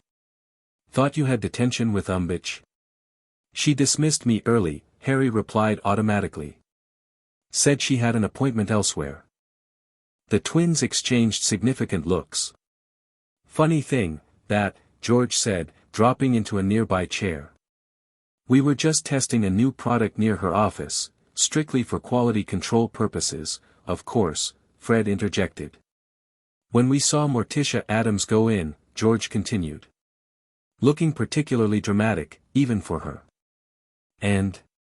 Harry prompted, trying to keep his expression neutral. "And nothing," Fred said, spreading his hands. "That's the weird part. We hung around for a bit, expecting fireworks, metaphorical or literal, we were prepared for either," George added. "But there was just silence," Fred finished. "No shouting, no strange noises, nothing. Then about 5 minutes ago, the torches all went out at once," George said, leaning forward. "Just for a second. And when they came back on." He trailed off, glancing at his twin. "When they came back on," Fred picked up, "there was this weird sound. Like. I don't know how to describe it. Like reality hiccuping," George offered. "Just for a split second. And then nothing again." Harry tried to look appropriately puzzled rather than knowing. "Weird," he offered. "Maybe one of Peeves' pranks?" "Maybe," Fred said, though he sounded unconvinced. "But Peeves usually wants an audience." This felt different.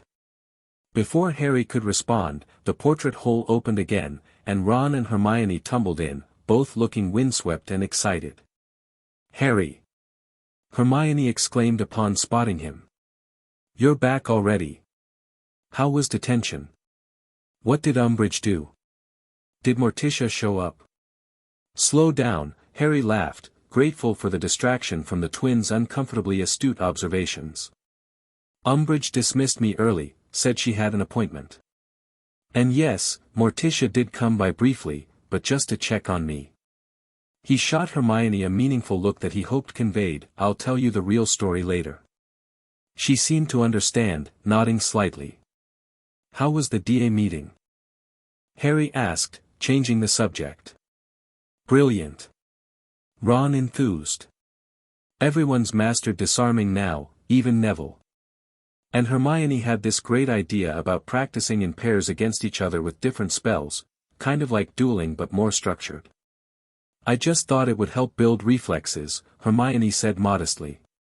Knowing which counterspell to use instantly rather than having to think about it. The conversation shifted to DA techniques and plans for future sessions, much to Harry's relief. Fred and George soon wandered off to demonstrate their latest inventions to a group of admiring third years, giving Harry the opportunity to quietly fill Ron and Hermione in on what had really happened in Umbridge's office. A silver mist that made her freeze? Hermione repeated, frowning. That sounds like some kind of stasis spell. But those are incredibly advanced magic, well beyond any WT level. Whatever it was, it worked, Harry said. Umbridge just stopped. Like a Muggle photograph. And Morticia said something about the veil thinning and boundaries between what is and what could be. Sounds like divination rubbish, Ron scoffed. I don't think so, Hermione said slowly. Remember, Morticia isn't just a witch, she's from another dimension. The rules might be different for her. She bit her lip anxiously. What do you think she's going to do to Umbridge? I don't know, Harry admitted. But she promised no physical harm. Just consequences. Well, whatever she's doing, I hope it works, Ron declared. Umbridge deserves whatever she gets after what she did to Emma Dobbs. Hermione looked like she wanted to argue on principle but couldn't quite bring herself to defend Umbridge. I just hope Morticia doesn't do something that gets her sent away, she said finally. For all her strangeness, she's been good for Hogwarts. Even the professors are happier with her around. Harry nodded in agreement. Whatever mysterious process was unfolding in Umbridge's office tonight, he couldn't help feeling that by tomorrow, Hogwarts would be a very different place. Hopefully for the better. Harry's prediction proved accurate, though not in the way anyone expected. The next morning, Harry, Ron, and Hermione entered the Great Hall for breakfast to find the room buzzing with confused speculation. Professor McGonagall stood at the head table in deep conversation with Professors Flitwick, Sprout, and Snape, all four looking uncommonly serious. Dumbledore's chair remained empty, as it had been since his departure weeks earlier. Most notably, Umbridge's chair was also empty. She's not here, Ron observed, unnecessarily. Neither is Morticia, Hermione pointed out, scanning the staff table. They found seats at the Gryffindor table, where Fred, George, and Lee Jordan were already engaged in animated discussion. Completely empty, Fred was saying. Filch checked twice. Even tried unlocking spells thinking she might be hiding in a closet or something. Hiding from what? Harry asked as he helped himself to toast. Umbridge has disappeared, George informed him with barely suppressed glee.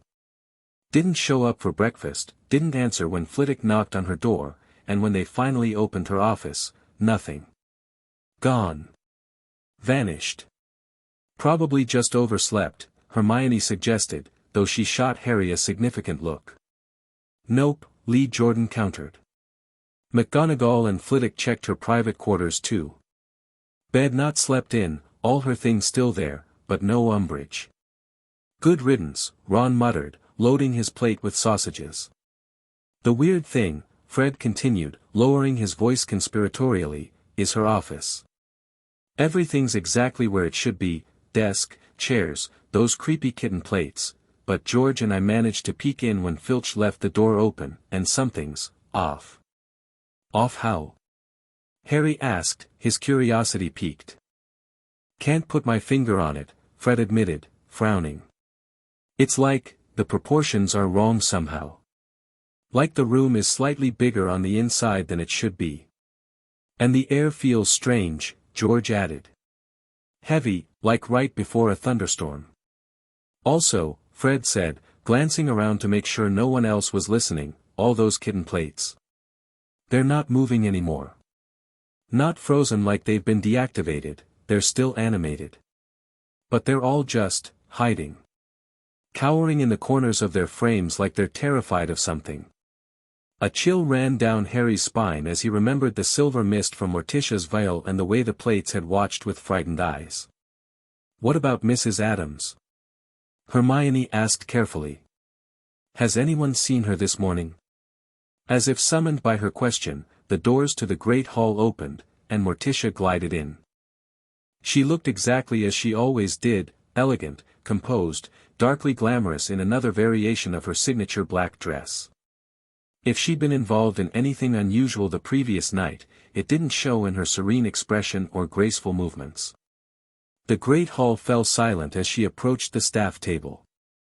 McGonagall broke off her conversation with the other heads of houses and stepped forward to meet her. "Mrs. Addams," McGonagall said, her voice carrying in the hushed hall. "I wonder if you might have any information regarding Professor Umbridge's whereabouts. She appears to be absent this morning." "How curious," Morticia replied, her voice betraying neither surprise nor concern. "When I last saw her, she mentioned having an urgent matter to attend to. Something about a family obligation."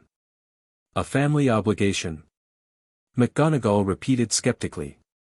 "Dolores has never mentioned any family emergencies before." "I believe it was rather sudden," Morticia said smoothly. She seemed quite transported by the news. Harry nearly choked on his pumpkin juice at her choice of words. "And you say this was when, exactly?" McGonagall pressed. "Last evening, around 8:30, Morticia replied. "Mr. Potter was just leaving his detention when I stopped by to inquire about a reference book Professor Umbridge had borrowed." All eyes in the hall turned to Harry, who felt his face heating up under the collective scrutiny. Yeah," he confirmed awkwardly. "Professor Umbridge dismissed me early. Said she had an appointment." McGonagall's lips thinned. "I see. And did she give any indication of where she was going or when she might return?" "Not to me," Harry said truthfully. "Nor to me," Morticia added. Though she did seem quite resolute about her departure. As if it might be some time before she returned. McGonagall and Snape exchanged significant looks. "Well," McGonagall said finally, "given Professor Umbridge's unexpected absence, I believe normal class schedules will resume, without defense against the dark arts until a substitute can be arranged." A ripple of excitement passed through the student body at this pronouncement. No, Umbridge meant no more blood quill detentions, no more theoretical-only lessons, and, most importantly, no more educational decrees. "If I might make a suggestion," Morticia said smoothly, "I would be happy to assist with defense classes temporarily. My family has certain traditions regarding self-protection that might prove educational." Several students looked alarmed at this proposal, no doubt imagining lessons involving the various lethal methods Morticia had casually referenced in her conversations around the castle. "That's very generous," McGonagall replied diplomatically, "but perhaps we should wait to see if Professor Umbridge returns before making any permanent arrangements." "Of course," Morticia agreed graciously. "Time will tell."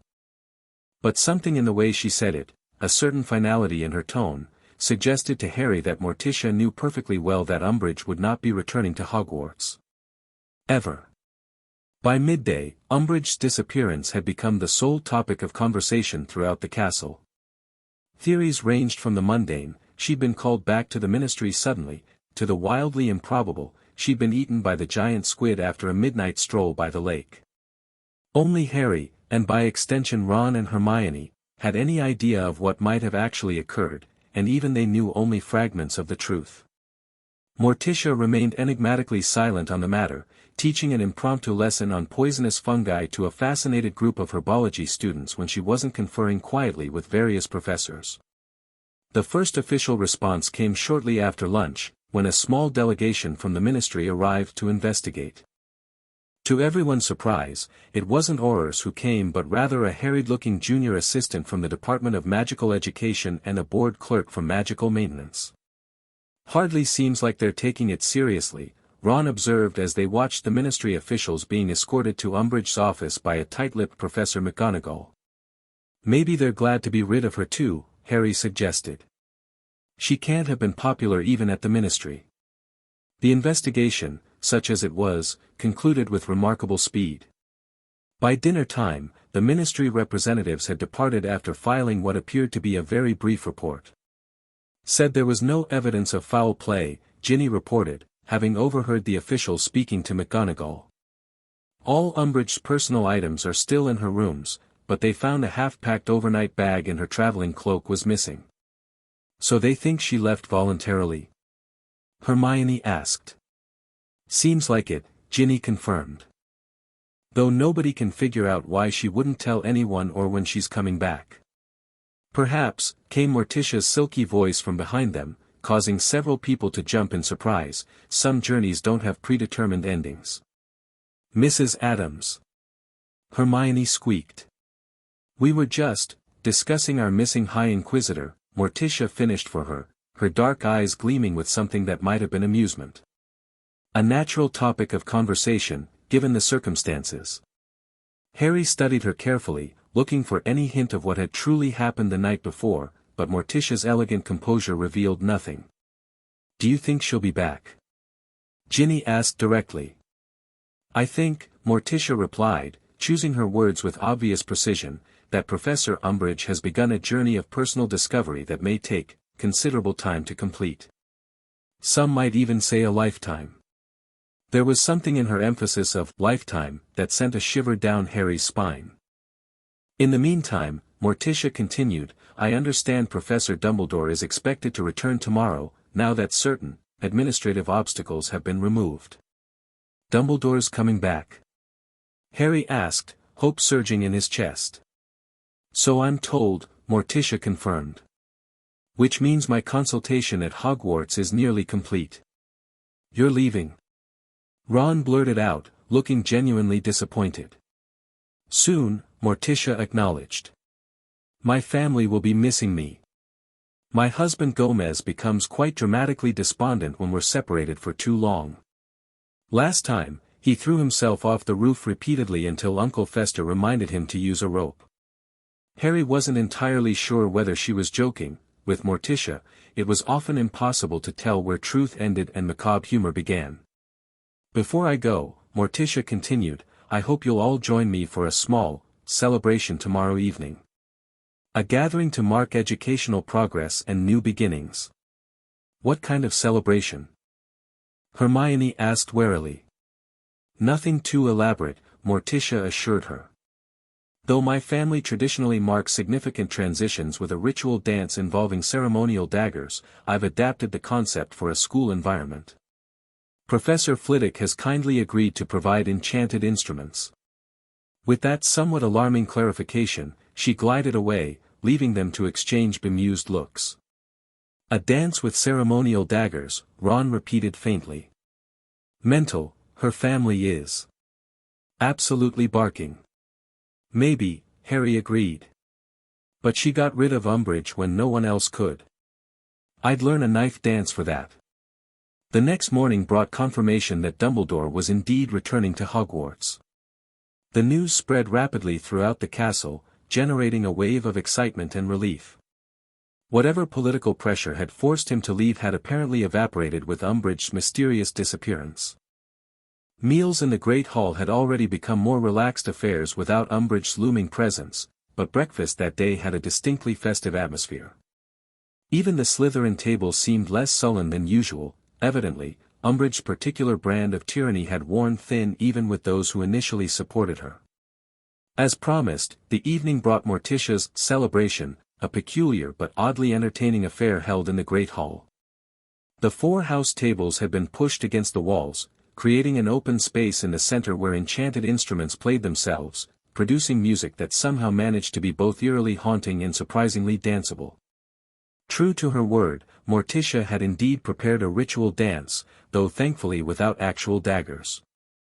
Instead, she demonstrated a complex series of movements that reminded Harry vaguely of a waltz crossed with a duel. Students and professors alike attempted to follow along, resulting in much laughter and occasional minor collisions. It's called the memento mori, Morticia explained as she guided Professor Flitwick through a particularly dramatic turn.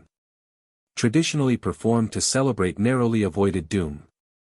My husband and I danced it on our wedding night after the chandelier collapsed just where we'd been standing. How romantic, Professor Sprout commented uncertainly. Wasn't it? Morticia agreed, apparently missing the sarcasm. Gomez had the chandelier fragments made into wedding rings. We still have the scars.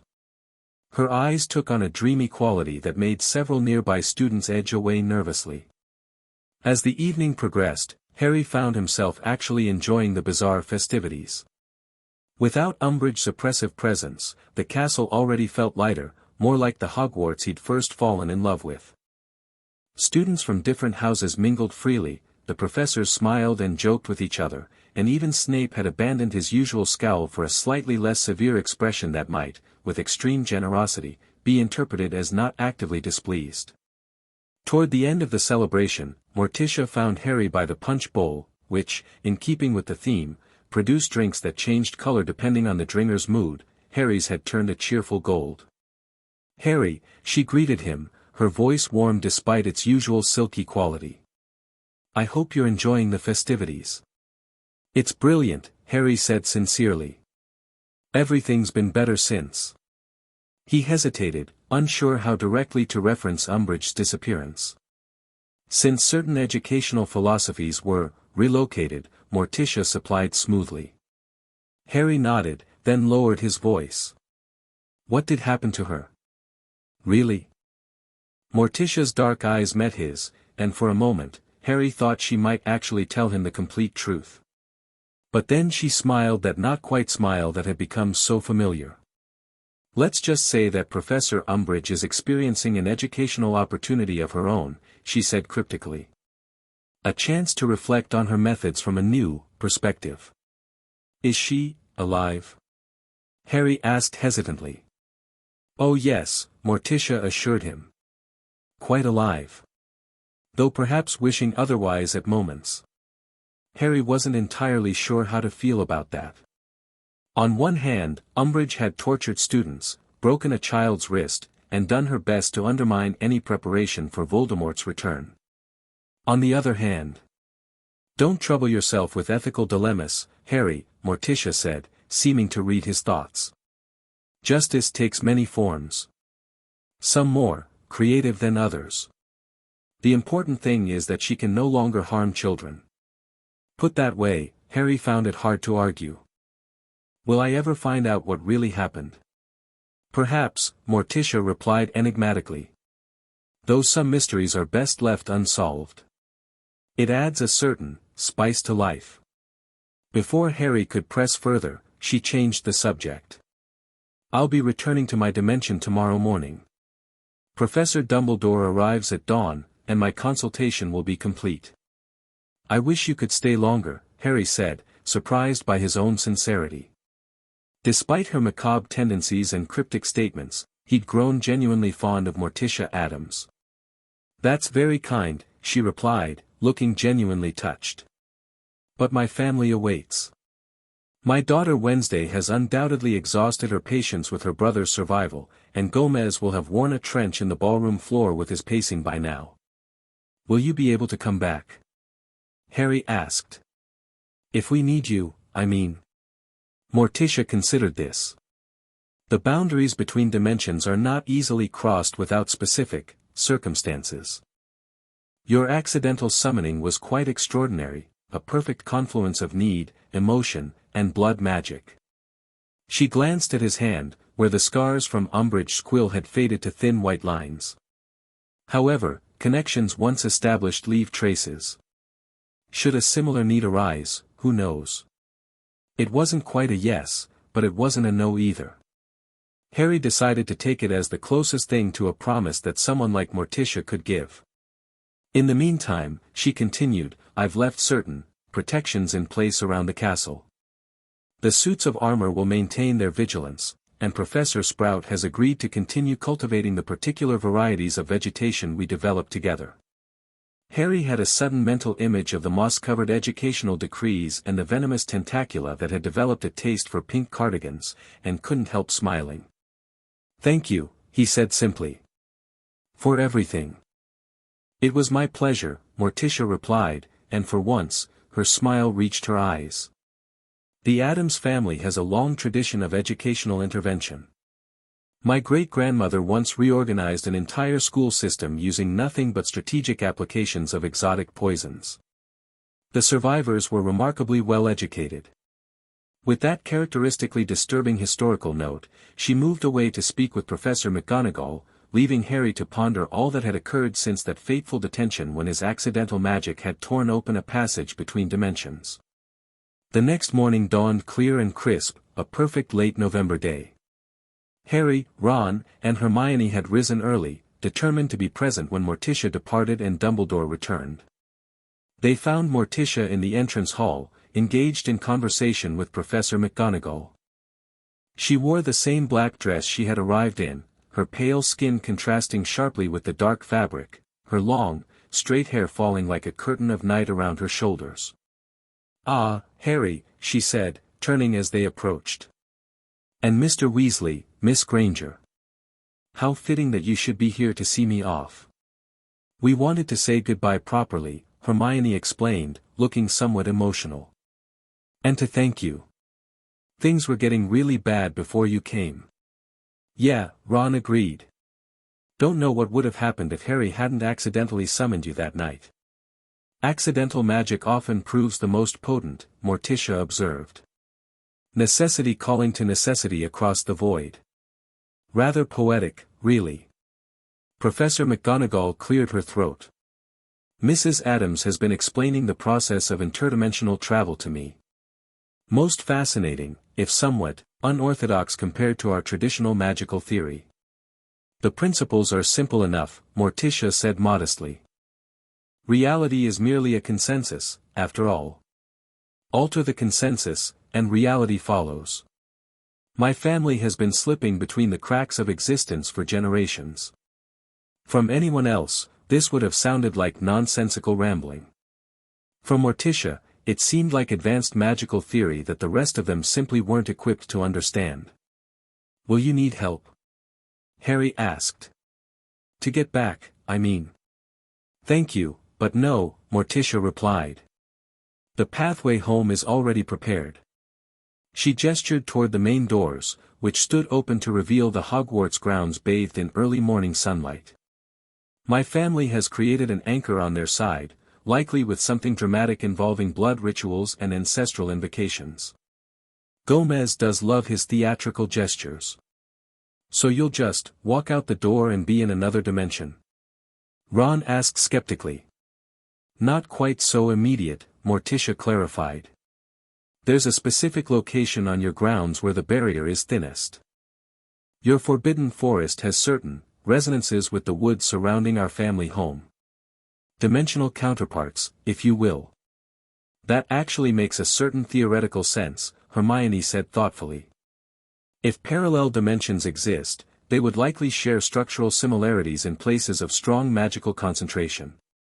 "Precisely," Morticia agreed, looking pleased by Hermione's understanding. "Your young friend has a remarkable mind, Harry. Very reminiscent of my daughter Wednesday, though with significantly fewer homicidal tendencies." Hermione looked uncertain whether to take this as a compliment. "The headmaster should be arriving momentarily," Professor McGonagall said, checking her watch. "If you wish to depart before then, Mrs. Addams." "Yes, I think that would be best," Morticia agreed.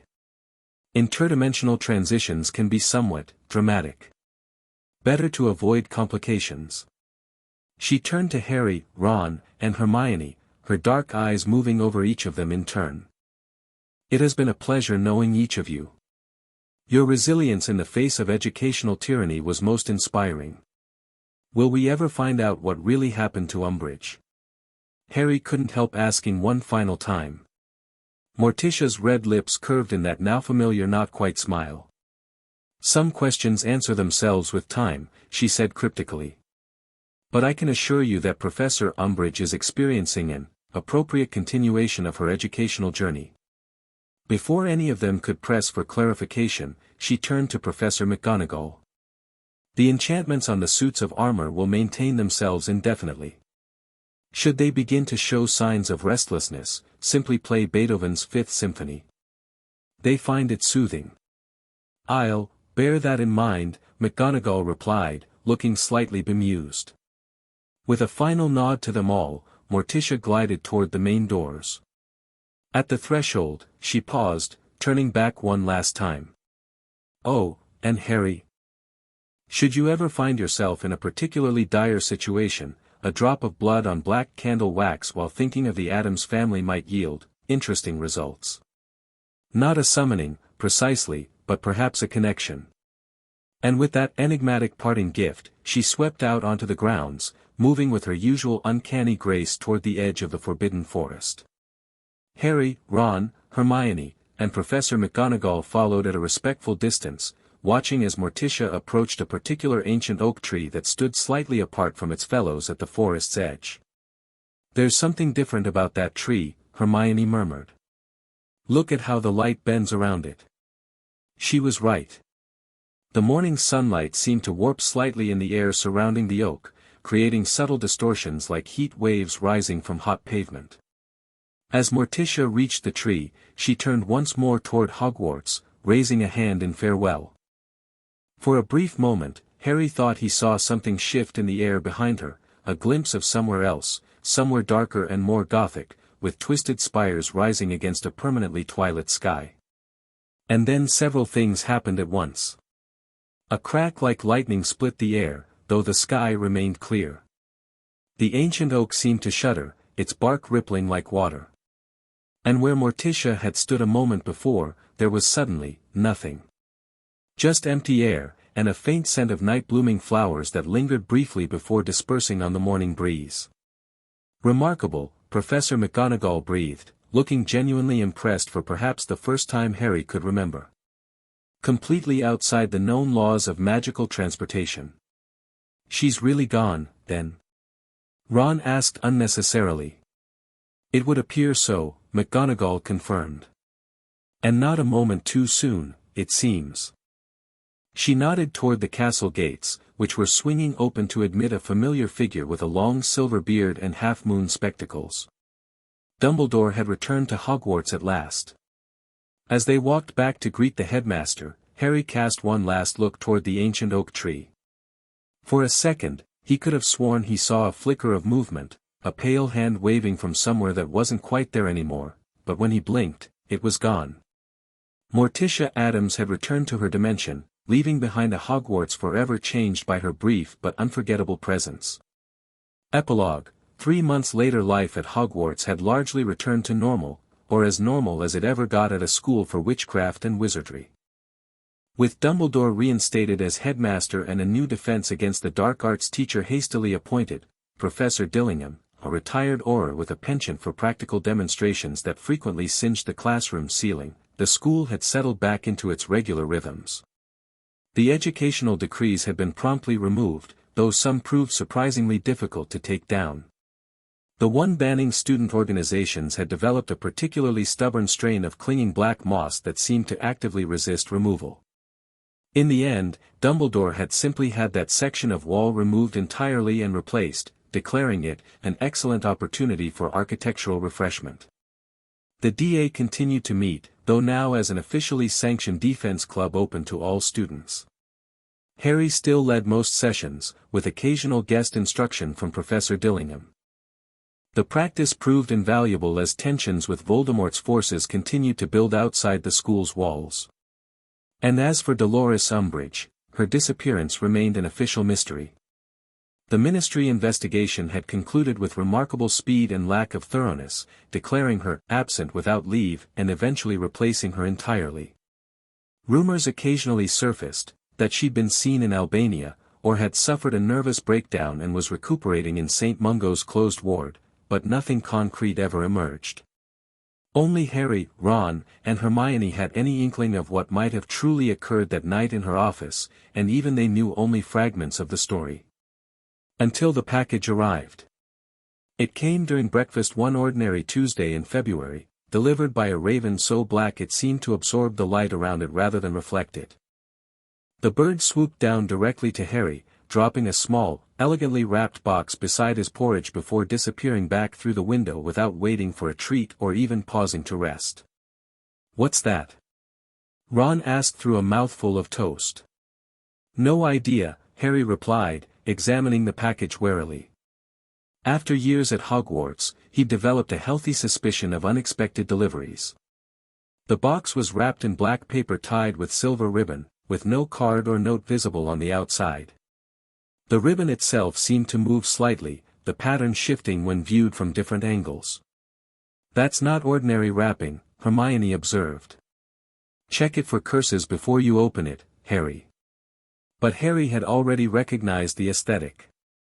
"I don't think it's cursed," he said, carefully untying the ribbon. "I think it's from her." No further clarification was needed. Ron and Hermione immediately leaned closer, their faces reflecting equal parts curiosity and apprehension. Inside the box, nestled on a bed of what appeared to be black velvet, though it seemed to ripple occasionally like liquid, lay two items, a small, ornate silver frame containing a photograph, and a folded note written on heavy cream-colored parchment. Harry picked up the note first, unfolding it to reveal elegant handwriting in dark red ink that looked disturbingly like dried blood. "My dear Harry, I trust this finds you well and flourishing in your educational pursuits. Our family often thinks of our brief but meaningful connection with your world, particularly on dark and stormy nights when the veil between realities grows thin. I thought you might appreciate this small memento of our mutual acquaintance. She has become quite a conversation piece in our home, quite literally, as Gomez has added her to his collection of living art. The children find her educational, especially Wednesday, who has been studying the effects of prolonged existential dread on bureaucratic personalities. The frame is charmed to provide real-time updates. You may notice subtle changes in her expression depending on what's happening on our side. The screaming has mostly subsided now, though she still becomes quite vocal when Thing visits her. Should circumstances ever necessitate, remember my parting advice about black candle wax. The Addams family is always delighted to assist with educational corrections. With macabre affection, Morticia Addams. P.S. Cousin ITT sends his regards. He found your Professor Trelawney's predictions most amusing and suggests investing in silver cages and moonstone before next winter's solstice. Harry stared at the letter, then wordlessly passed it to Ron and Hermione before picking up the silver frame. The photograph inside wasn't a photograph at all, but rather a small, magically animated portrait, like the ones that hung throughout Hogwarts, but in miniature. And the subject was unmistakable, Dolores Umbridge, still wearing her pink cardigan, though it now appeared faded and somewhat tattered. But this wasn't the smug, superior Umbridge they had known at Hogwarts. This Umbridge was pressed against the frame as if seeking escape, her toad-like eyes wide with perpetual horror as she stared at something beyond the portrait's edge, something the viewers couldn't see but that clearly terrified her beyond reason. As Harry watched, Umbridge's mouth opened in what was obviously a scream, though no sound emerged from the portrait. Then she flinched violently, cowering in the corner of the frame as a shadow fell across her, a shadow with a distinctly hand-like shape. "Bloody hell," Ron breathed, having finished the letter and now staring at the portrait. She really did it. She took Umbridge back to her dimension. As part of a living art collection, Hermione added faintly. That's exactly what she deserved," Harry finished grimly, thinking of Emma Dobbs's broken wrist and the scars that still marked his own hand. They all stared at the tiny, terrified Umbridge for another moment. Then, by unspoken mutual agreement, Harry returned the portrait to its box and closed the lid. "What are you going to do with it?" Hermione asked. Harry considered the question. Part of him felt he should turn it over to Dumbledore or the authorities. But another part, the part that remembered all the suffering Umbridge had caused, all the lives she had damaged with her cruelty masquerading as order, that part felt a grim satisfaction knowing she was facing consequences at last. Keep it, he decided finally. Somewhere private. As a reminder. A reminder of what? Ron asked. Harry thought about it for a moment. That justice finds everyone eventually. even if it has to come from another dimension to do it. As he slipped the box into his bag, Harry couldn't help thinking that somewhere, in a Gothic mansion in another reality, Morticia Addams was probably arranging flowers in a vase of deadly nightshade and thinking of their brief, strange alliance with elegant satisfaction. And in a small, ornate frame hanging in that mansion's gallery, Dolores Umbridge was learning, perhaps for the first time in her life, what it truly meant to be powerless in the face of forces she couldn't control or comprehend. It wasn't a conventional happy ending. But then, Harry reflected, the Addams family had never been particularly conventional. And sometimes, the most fitting conclusions were the ones that lingered in the shadows, just beyond the edge of what could be easily explained. Just like Morticia herself. The end. Thank you for watching this video. Please be sure to subscribe to our channel and like this video.